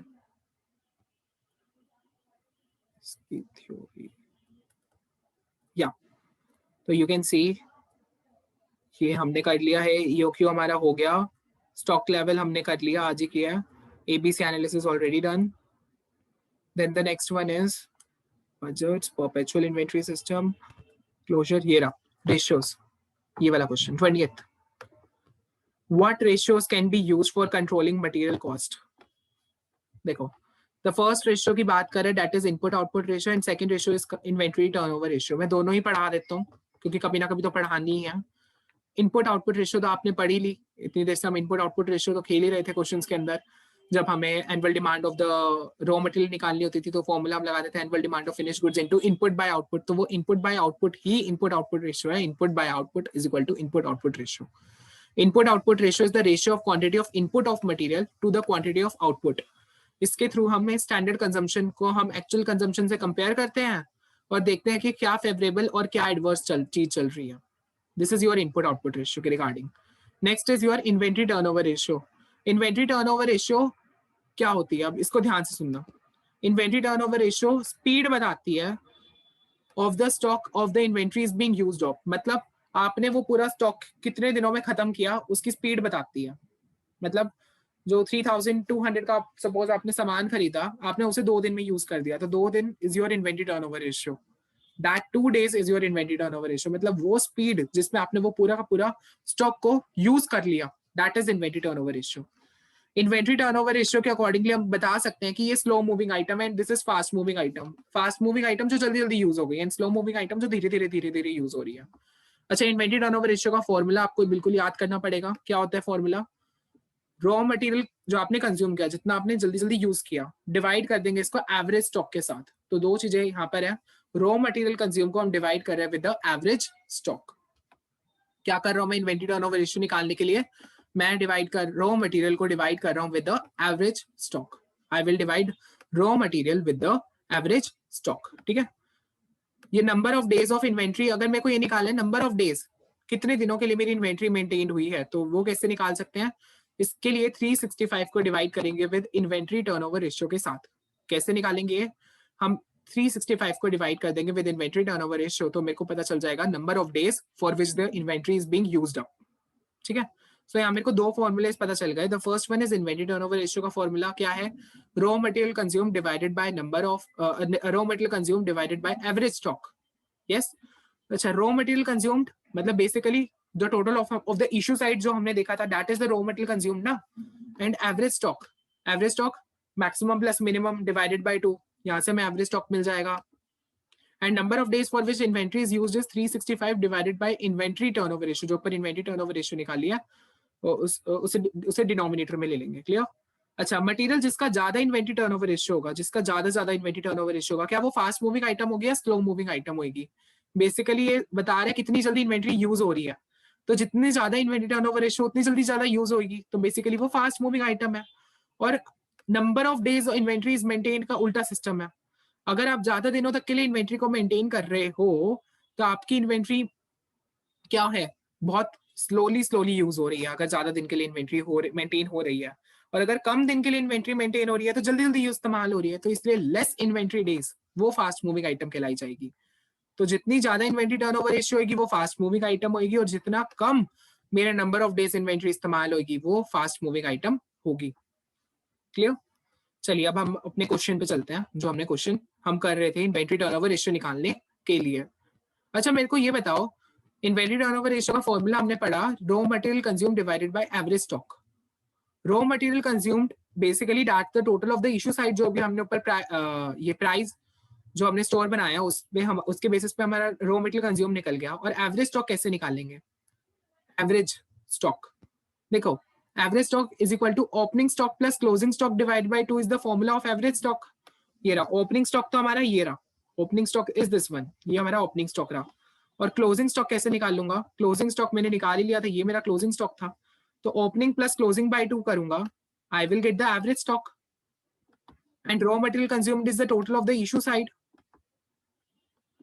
and raw material consume को डिवाइड कर दो with average stock, you will gate inventory turnover ratio. Inventory turnover ratio times में होती है. ठीक है, तो ये हमारा क्वेश्चन कंप्लीट हो गया. तो ये क्वेश्चन था, बहुत ही इंपॉर्टेंट क्वेश्चन था. इसमें आपको कॉन्सेप्चुअल क्लैरिटी, आपको हर डेफिनेशन का मतलब अच्छे से पता होना चाहिए, तभी आप इस क्वेश्चन को सॉल्व कर पाएंगे. Question number 14 is done from my side now. चलिए अगला क्वेश्चन पे चलते हैं. Question number 15. आज हम बहुत सारे क्वेश्चन सॉल्व करेंगे, बहुत सारे क्वेश्चन सॉल्व करेंगे. आपका कॉन्फिडेंस बिल्कुल बूस्ट अप आपको होना चाहिए, बिल्कुल आपका कॉन्फिडेंस हाई लेवल पे होना चाहिए, क्योंकि अब आप कर रहे हैं बहुत सारे क्वेश्चंस. ठीक है, सो आई होप हम आज मैक्सिमम आउटपुट निकालने की कोशिश करेंगे. इस चैप्टर में टोटल 40 क्वेश्चंस हैं आसपास. तो I will solve each and every question. चलिए 15 क्वेश्चन पे चलते हैं. एसके एंटरप्राइज मैन्युफैक्चर कर रहा है एक स्पेशल प्रोडक्ट जेडी. एक स्पेशल प्रोडक्ट बना रहा है जेडी एक प्रोडक्ट बना रहा है. The following particulars were collected for the year 2004. ये फॉलोइंग पार्टिकुलर्स हमारे कलेक्ट हुए 2004 के लिए. अच्छा, ये वाला क्वेश्चन आप अपनी ट्राई साइड से एक बार सॉल्व करने की कोशिश करेंगे. मैं अभी के लिए एक काम करता हूँ, मैं कुछ भी 3 मिनट्स में रुक जाता हूँ. And you can even try to solve from your side. अच्छा, इसका आंसर प्लीज मत देखना. मैं एक काम करता हूँ, मैं स्क्रीन को ही बड़ा कर देता हूँ, आप आंसर्स मत देखना. एंड मैं इस क्वेश्चन को बड़ा कर देता हूँ. आप ये क्वेश्चन सॉल्व करने की कोशिश करिए. एंड मैं तो सॉल्व करवाऊंगा ही, इसके बाद आप इस क्वेश्चन को सॉल्व करने की कोशिश करिए. Question number 15. चलिए, I will give you 3 minutes to solve this question. Start.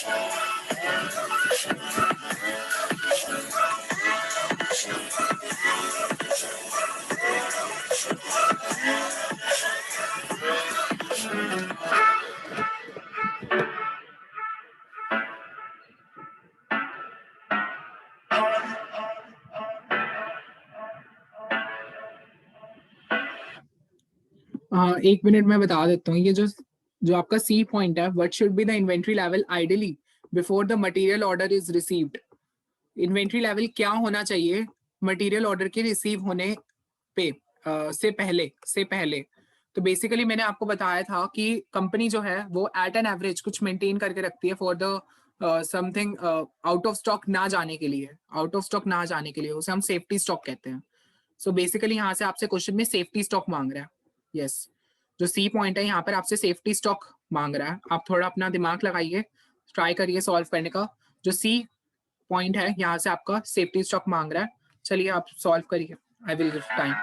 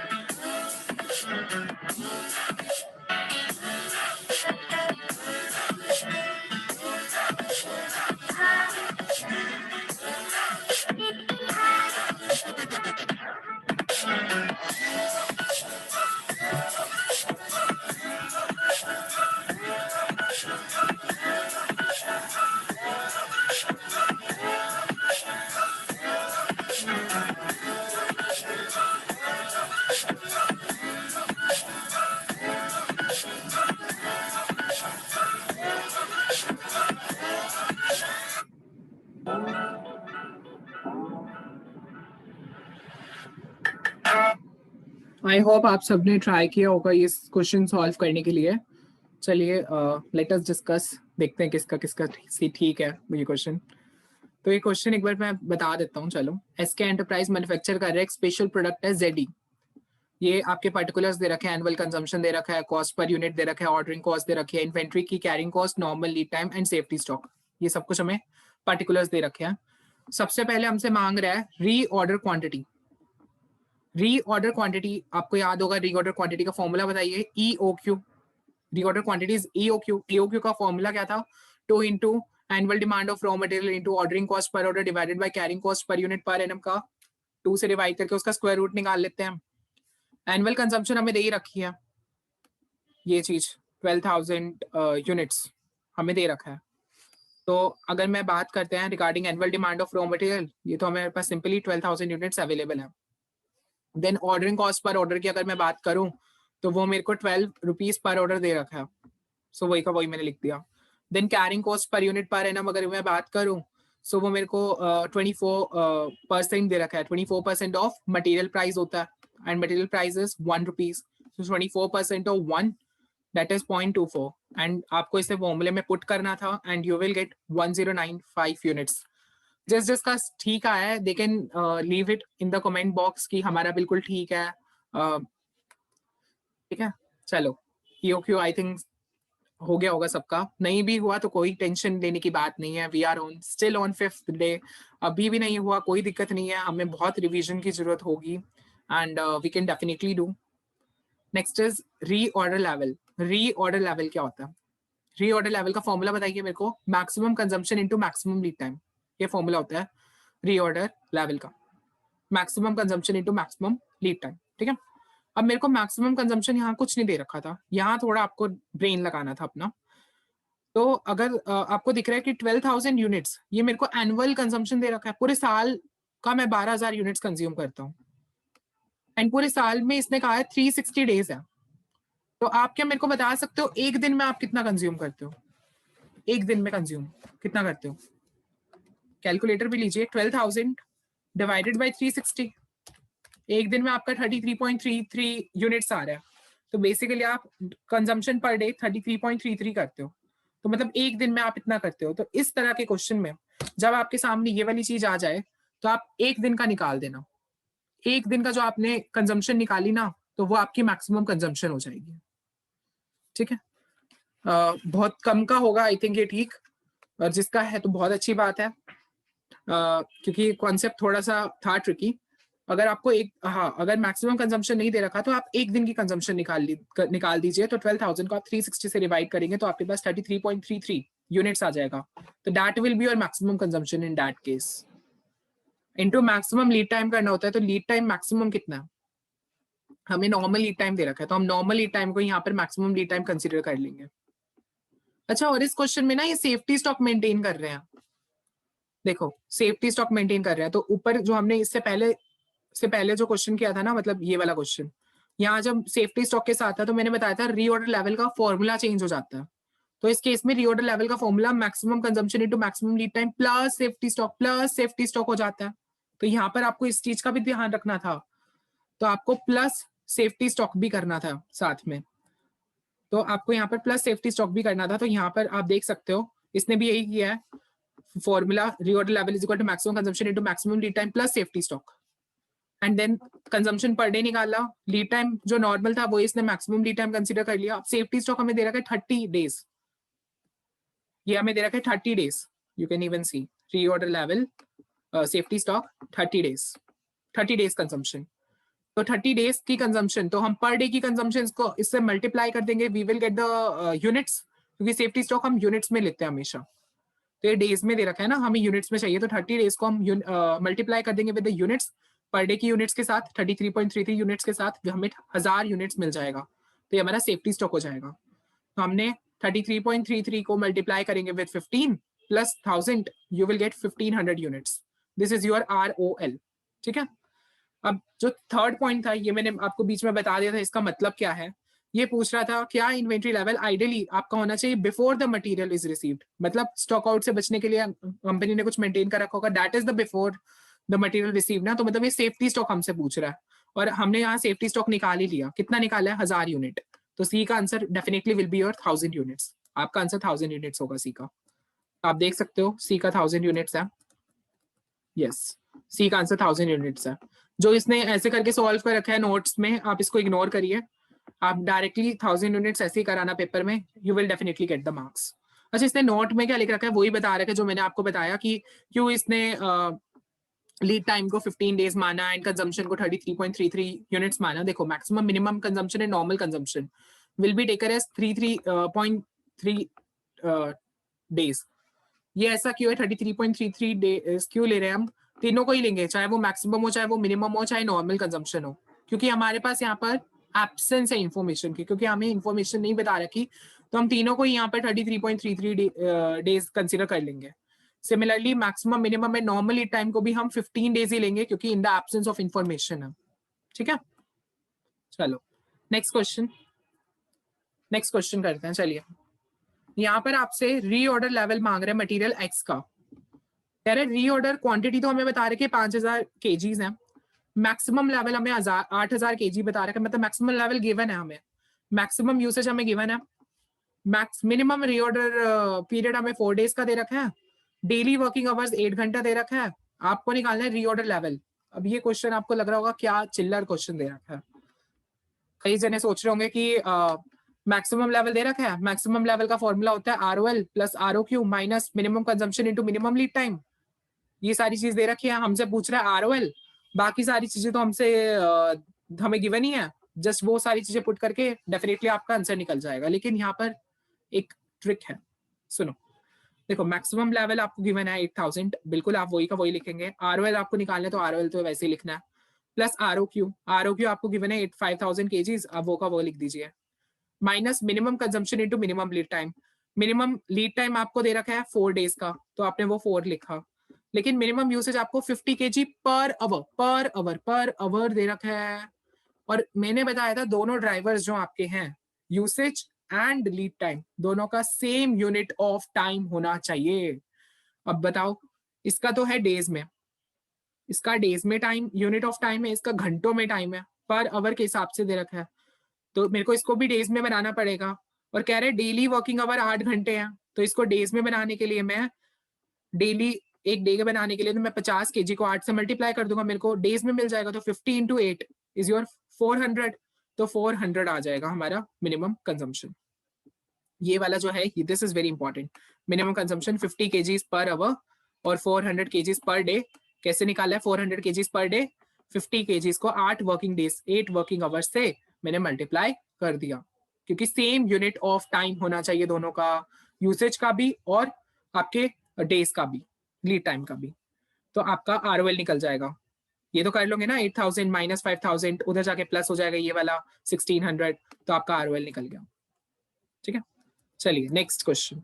अच्छा, ये वाला क्वेश्चन आया हुआ है RTPs में। यस, ये क्वेश्चन आपकी RTP नवंबर 20 के लिए जो RTP इंस्टीट्यूट ने इशू किया था, उसमें डिट्टो का डिट्टो क्वेश्चन, बिल्कुल same to same question they have put in the RTP। ये RTP का क्वेश्चन है। चलिए शुरू करते हैं। अब इसके लिए भी मैं आपको टाइमर दे रहा हूँ। क्यों टाइमर आज इतना दे रहे हैं? क्योंकि ये प्रैक्टिस आपको ज्यादा होनी चाहिए, तो वही आपको मिलेगा 5 मिनट्स का समय। आप सॉल्व करने की कोशिश करिए without seeking the answer. Try to solve this question.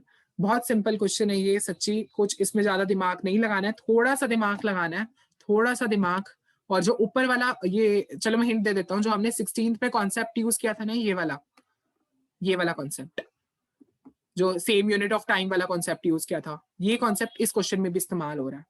चलो मैंने आपको बता भी दिया, अब तो सेम कॉन्सेप्ट इसमें इस्तेमाल हो रहा है, सेम यूनिट ऑफ टाइम वाला, तो आपको वो कॉन्सेप्ट लगाना है।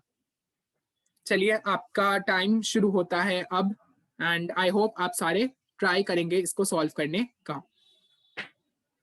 Now your time starts now.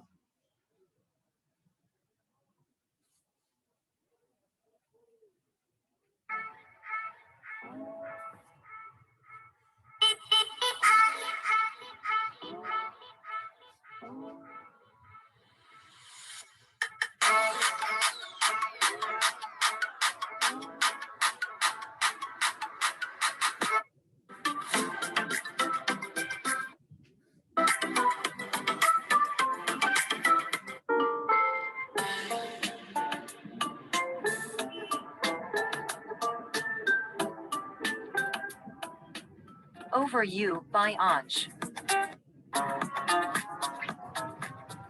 A magical journey through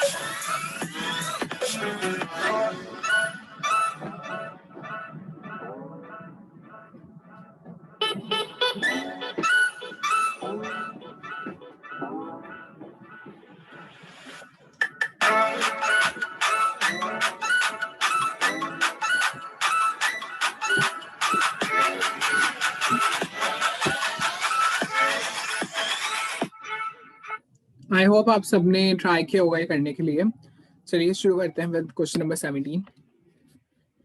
A company uses 3 raw material ABC for a particular product. Raw material हमें ABC दे रखा है। देखो यूसेज मतलब consumption per unit of product KGs में दे रखी है। रीऑर्डर क्वांटिटी भी KGs में है। प्राइस पर यूनिट केजीज में है। डिलीवरी पीरियड वीक्स में है। रीऑर्डर लेवल केजी में है एंड मिनिमम लेवल केजी में है। वीकली प्रोडक्शन यूनिट्स में है। ठीक है, ये सारी चीजें हमें दे रखी थी इस क्वेश्चन में। बाकी आपको समझ आया हो, मैंने आपको एक हिंट दिया था कन्वर्जन का। सो आई होप बहुत तो नहीं अप्लाई किया होगा डेफिनेटली। जिसने नहीं किया गलती कर दिया आपने, बिल्कुल अप्लाई करना था कन्वर्जन का। चलिए देखते हैं कैसे क्या करना है। सबसे पहले minimum stock of A. What is the formula of minimum stock? ROL minus normal consumption into normal lead time, this is the formula. अब देखो ए का निकालना है। Formula is ROL minus normal consumption into normal lead time. ROL कितना दे रखा है इसका? गिवन डायरेक्टली है 8000 मेरे को गिवन है ROL इसका 8000 यहाँ मैंने लिखा माइनस नॉर्मल कंजम्पशन। अब यहाँ कंजम्पशन चेंज होएगी बिल्कुल, क्योंकि यूसेज देखो per unit of product in KGs, per unit of product. And lead time is in बोलो लीड टाइम कितना है? वीकली प्रोडक्शन वेरी कर रही है, एवरेज इतना दे रखा है। ध्यान से पढ़ो क्वेश्चन को। यहाँ पर मेरे को वीकली प्रोडक्शन मेरी वेरी कर रही है, मतलब मेरी इतनी यूसेज वेरी कर रही है। यस, ये मेरे को किस में दे रखा है? यूनिट्स में दे रखा है। और ये पर यूनिट ऑफ केजी है, पर यूनिट ऑफ केजी। तो इसलिए इसको मेरे को मल्टीप्लाई करना था, डेफिनेटली मेरे को मल्टीप्लाई करना था। 10 को मेरे को मल्टीप्लाई करना था विद 200। 200 इज द एवरेज मतलब नॉर्मल इज 200 ना। तो ये 200 मेरा नॉर्मल है, इसको मेरे को मल्टीप्लाई करना था 10 के साथ, तब जाके मेरी नॉर्मल कंजम्पशन निकल के आएगी। ठीक है, एंड लीड टाइम तो मेरे को गिवन है ही डायरेक्टली। एवरेज लीड टाइम मतलब नॉर्मल लीड टाइम 2 है, तो 2 का 2 लिखा। Next is maximum stock of B. Maximum का स्टॉक लेवल का फॉर्मूला बताओ मेरे को। ROL plus ROQ minus minimum consumption into minimum lead time. ROL B का मेरे को गिवन है, कितना दे रखा है? 4750, वही लिखा। देन ROL प्लस ROQ कितना है इसका? ROQ of B is 5000 minus minimum consumption into minimum lead time. Minimum consumption कैसे निकालूंगा? 4 इंटू, अब मिनिमम लेवल देखो 175, 4 इंटू 175 करके ये मेरा क्या निकलेगा? 4 इंटू 175 करूंगा तब जाके मेरा क्या निकलेगा? मिनिमम कंजम्पशन निकलेगा into minimum lead time. Minimum lead time कितना दे रखा है? 3। Next is ROL of C का ROL निकालना है। फॉर्मूला बोलो, maximum consumption into maximum lead time. C की कंजम्पशन निकालो पहले तो, 6 इंटू 225। ठीक है, इससे मेरे पास क्या आ जाएगी? मैक्सिमम कंजम्पशन आ जाएगी सी की। मैक्सिमम कंजम्पशन ये रही, और मैक्सिमम लीड टाइम मेरा मैक्सिमम कितना है? 4 से मैंने इधर 4 लिया और मेरा आंसर आ गया। ओके, लास्ट पॉइंट से हमसे कह रहा है average stock level of A निकालना है। एवरेज स्टॉक का मतलब क्या होता है? Maximum plus minimum by 2। Maximum level plus minimum level by 2, हमने दोनों निकाल ही लिए थे, मैक्सिमम और मिनिमम लेवल। ए का हमने एक ही निकाला था, मिनिमम लेवल निकाला था। आप मैक्सिमम लेवल और निकाल लो। मैक्सिमम लेवल निकालने का formula is ROL plus ROQ minus minimum consumption into minimum lead time. सारी चीजें तो आपके पास है ही, यहाँ से मिनिमम मैक्सिमम लेवल निकाल लो, फॉर्मूले में पुट कर दो, आंसर आ गया। अच्छा, इसका सेकंड फॉर्मूला बताओ मेरे को, बताओ। दोनों एवरेज के दोनों फॉर्मूले लगाने पड़ेंगे। Next is minimum level plus EOQ by 2। EOQ बोल लो या ROQ बोल लो, एक ही बात है। ROQ is equal to EOQ ना, ROQ बाय 2 कह लो। ठीक है, आपका आंसर आ जाएगा। Okay, now let's move to 18th question. 18th question, चलिए देखते हैं ये।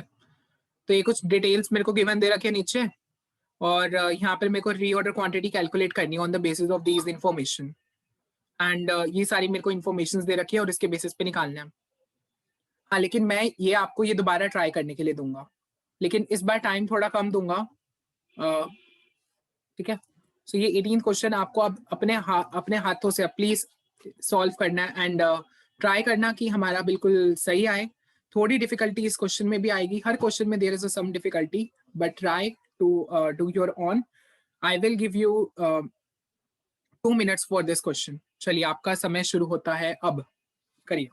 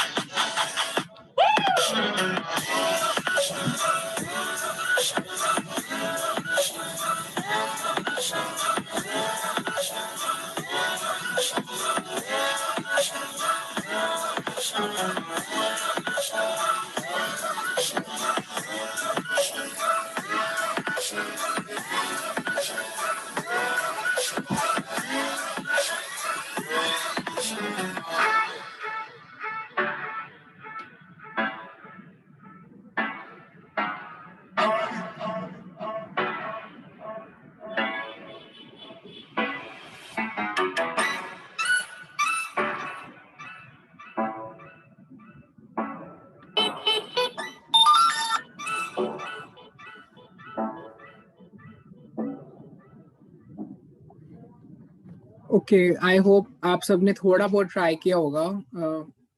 सो जिसका नहीं हुआ है they can pose the video. आपके पास ऑप्शन है पोज करने का, आप पोज करके थोड़ा और ट्राई कर सकते हैं अगर आपको टाइम और लेना है. I will discuss the question now.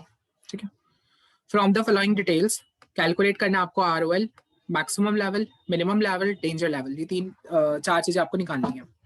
Reorder quantity आपको निकालना है by using this information. Ordering cost आपको 20 रुपीज दे रखी है और आपको नंबर ऑफ यूनिट्स जो पूरे साल में परचेज करनी है, मतलब एनुअल डिमांड आपको दे रखे है 5000 यूनिट्स.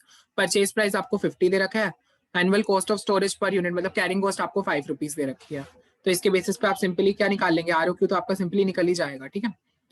ओके, नाउ ये आपको फॉलोइंग इन्फॉर्मेशन दे रखी है. सबसे पहले आपको पूछ रहा था ROL निकालने के लिए. ROL निकालने का फॉर्मूला बताओ मेरे को क्या था. Maximum level, maximum lead time into maximum consumption.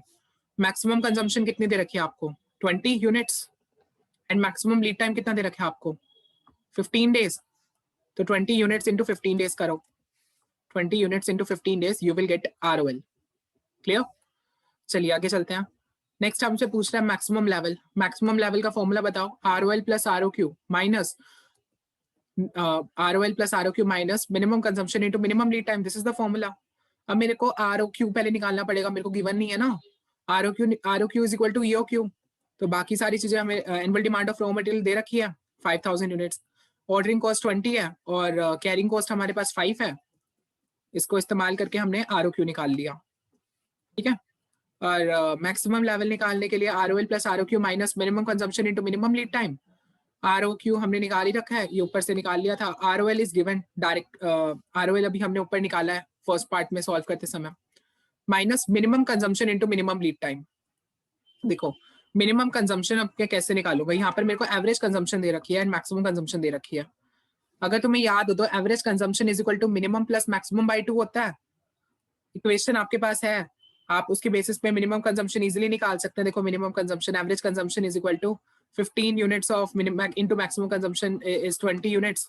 सो देखो average consumption minimum plus maximum by 2 होता है. इसकी इस फॉर्मूले में हमारे पास मैक्सिमम तो है ही, एवरेज कंजम्पशन हमारे पास है ही. हम मिनिमम कंजम्पशन इजीली निकाल लेंगे बाय यूजिंग मैथमेटिक्स. 10 यूनिट्स हमारे पास आंसर आ गया. ठीक है. तो 10 यूनिट्स हमने क्या लिख दिया, मिनिमम कंजम्पशन में लिख दिया.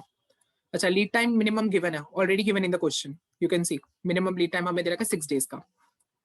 ठीक है.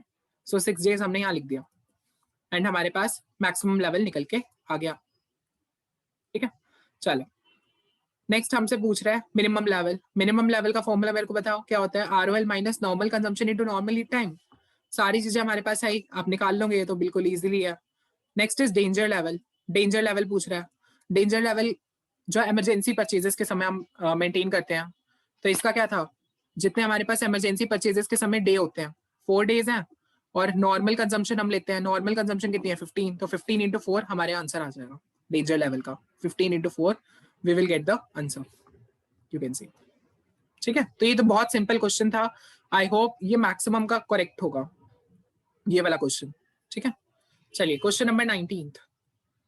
क्वेश्चन नंबर 19 कर लेते हैं, और आई होप आई थिंक ये last question of the day है, क्वेश्चन नंबर 19। ठीक है, सो ये क्वेश्चन एक बार मैं बता देता हूँ, इसमें कुछ डिफिकल्टी ना हो आपको, एक बार मैं खुद रीड आउट कर देता हूँ ये क्वेश्चन आपके लिए। You are given the following data regarding AMC company का कुछ हमें डेटा दे रखा है, ये सारा का सारा। ये ऑर्डरिंग कॉस्ट हमें गिवन है, एनुअल कंजम्पशन दे रखी है हमें, और ये 16% कैरिंग कॉस्ट, 16% ऑफ 5 लेंगे परचेज प्राइस का, हमारे पास कैरिंग कॉस्ट निकल के आ जाएगी। नॉर्मल लीड टाइम मेरे को 9 डेज दे रखा है। सेफ्टी स्टॉक मेरे को दे रखा है 18 डेज का, मैं सेफ्टी स्टॉक मेंटेन कर रहा हूँ। अब यहाँ पर मैं बता देता हूँ, यहाँ पर मैंने आपको बहुत बढ़िया हिंट दे दिया, इसको बार रिपीट किया। सेफ्टी स्टॉक दे रखा है, तो there is a change in ROL। ROL के फॉर्मूले में चेंज हो जाएगा। ROL का formula is maximum consumption into maximum lead time plus safety stock हो जाएगा, अगर सेफ्टी स्टॉक मेंटेन कर रहे हैं तो। ठीक है, क्लियर हो गया। और एक चीज और बता दूं, ये डेज में दे रखा है, सेफ्टी स्टॉक हमें यूनिट्स में चाहिए होता है। सेफ्टी स्टॉक हमें यूनिट्स में ऐड करते समय हम यूनिट्स लेते हैं। सेकेंड हिंट, मैक्सिमम यूसेज आपको दे रखा है 60 यूनिट्स। ओके, आपको इस इंफॉर्मेशन से क्वांटिटी जो आपको ऑर्डर करनी है हर बार जो आपको क्वांटिटी ऑर्डर करनी है, एक तो वो निकालना है आपको। ठीक है, क्वांटिटी जो आपको ऑर्डर करनी है हर बार, तो हर बार जो आप क्वांटिटी ऑर्डर करेंगे, क्वांटिटी ऑर्डर करेंगे, क्वांटिटी क्वांटिटी। सो मतलब बेसिकली हमसे ROQ मांग रहा है, जो आप क्वांटिटी हर बार ऑर्डर करेंगे, तो ये आपसे यस ROQ मांग रहा है, जो क्वांटिटी आप ऑर्डर करेंगे जब आप फ्रेश ऑर्डर में प्लेस करेंगे। अच्छा, how many orders should be placed by the supplier in a year, कितने ऑर्डर्स प्लेस करने हैं, हाउ मेनी ऑर्डर्स पूछ रहा है, तो आपको नंबर ऑफ ऑर्डर्स निकालने हैं इस केस में। थर्ड पॉइंट में पूछ रहा है लेवल ऑफ स्टॉक क्या होना चाहिए just before the material is received. याद आए ये वाला point, just before the material is received क्या लेवल होना चाहिए। ये इवन मैंने बताया था जब हमने आपने सॉल्व किया था थर्ड पॉइंट, उस समय भी मैंने आपको बताया था जस्ट बिफोर वाला। ये रहा क्वेश्चन, ये रहा, but is the inventory level ideally before the material order is received, मतलब आपको सेफ्टी स्टॉक निकालना है। ठीक है, सेफ्टी स्टॉक निकालना है थर्ड पॉइंट में आपको। चलिए, और लास्ट पॉइंट हमसे कह रहा है what will be the material, what should be the material be ordered under certainty. क्या मटेरियल आपको ऑर्डर करना है अंडर सर्टेनिटी, अंडर सर्टेनिटी। जी, अंडर सर्टेनिटी का मतलब मैं बता देता हूँ, अंडर सर्टेनिटी का ये मतलब होता है not to use safety stock, मतलब आपको सेफ्टी स्टॉक का इस्तेमाल नहीं करना, not to use safety stock. तब आप कितना ऑर्डर करेंगे, मतलब आपको ROL का फॉर्मूला लगाना है विदाउट यूजिंग वाला सेफ्टी स्टॉक, मतलब जो आपका सिंपल वाला फॉर्मूला होता है, normal maximum consumption into maximum lead time plus safety stock, इसमें नहीं करना, क्योंकि यहाँ पर हमारे वर्ड दे दिया अंडर सर्टेनिटी। अंडर सर्टेनिटी का यही मतलब है आपको सेफ्टी स्टॉक को कंसिडर नहीं करना है। ठीक है, चलिए ये मैंने आपको सारी टर्म्स एक्सप्लेन कर दी हैं। अब आपको क्या करना है, you just need to apply your mathematical formulas and your calculator, and your time for 2 minutes or 3 minutes starts now, and I will stop you immediately क्योंकि ये मैंने पूरा आपको explain कर दिया, and I hope आपके आंसर्स अब ठीक आने चाहिए प्लीज। चलिए, टाइम स्टार्ट्स नाउ।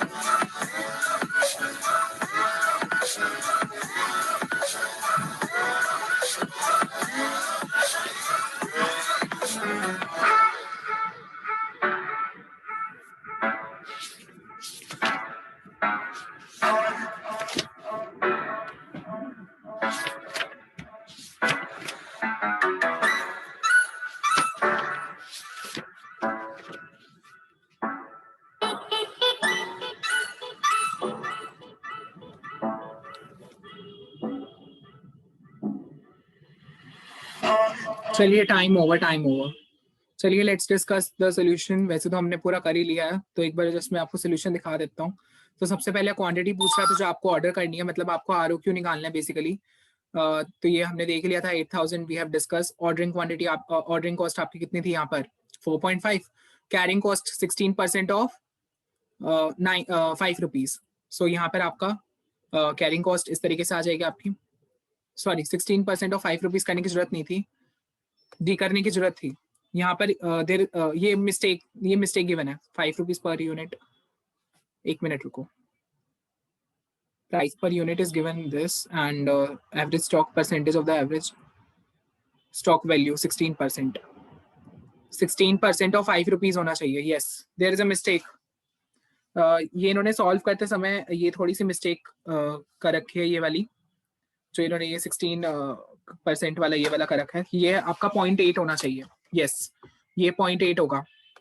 ये जो इसने सोल्यूशन में मिस्टेक कर रखी है ये वाली, this not 5, this is 16% of rupees, 16% of rupees 5। हाँ लेकिन आपने सॉल्व करते समय आई थिंक ये मिस्टेक नहीं की होगी।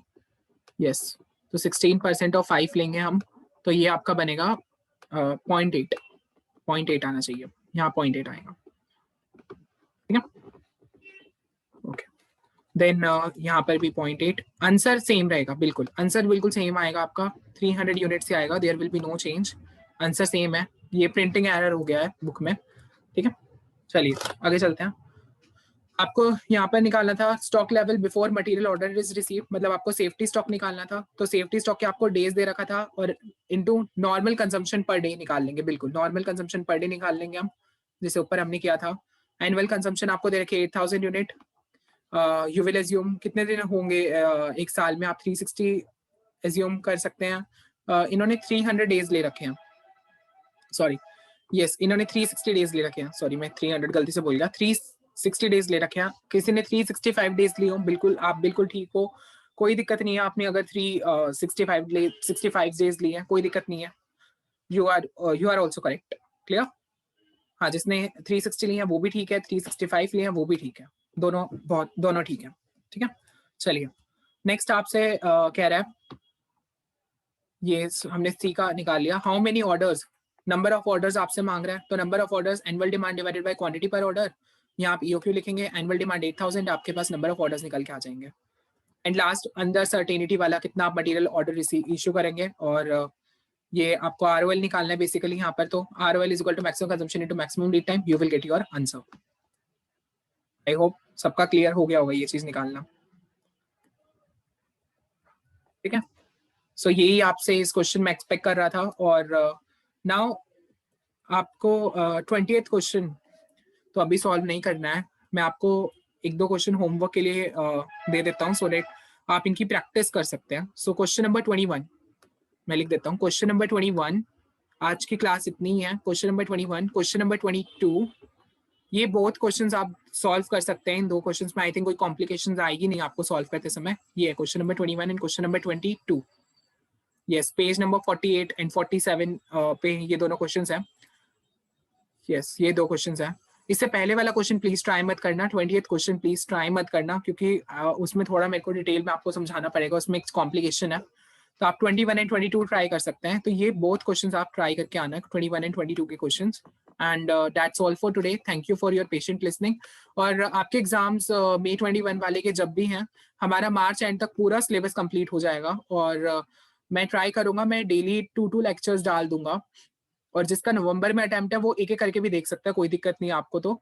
और आप इसे प्लीज अपने फ्रेंड्स के साथ भी शेयर करना, and also please subscribe to the channel, so that आपको सारे मैराथन्स एंड रिवीजन वीडियोस भी हम अवेलेबल करवाएंगे। और साथ ही साथ इसके बाद स्टडी मटेरियल जो है वो भी हम इसका सॉल्व करेंगे। बिल्कुल जैसे मेरा ये चैप्टर कंप्लीट हो जाएगा, I will also solve the study material. And मैं ट्राई करूंगा मैं डेली 2 लेक्चर्स डाल दूं जिनका मई में अटेम्प्ट है, ताकि वो उनके लिए भी रेलेवेंट हो जाए। और नवंबर वाले एक एक करके भी देख सकते हैं, कोई दिक्कत नहीं है। एंड अगर आपके पास टाइम होगा तो आप दोनों भी देख लेना, कोई दिक्कत नहीं है। लेकिन अपने फ्रेंड्स के साथ प्लीज इन वीडियो को शेयर कर देना, and also subscribe to the channel and like the video if you like it. And if anyone has any doubt in any of the question, अगर आपका किसी भी क्वेश्चन में कोई भी डाउट है, आप इसे कमेंट बॉक्स में लिख सकते हैं। I will try to reply you as soon as possible. Thank you for your patient listening, and bye bye all my dear friends. Thank you.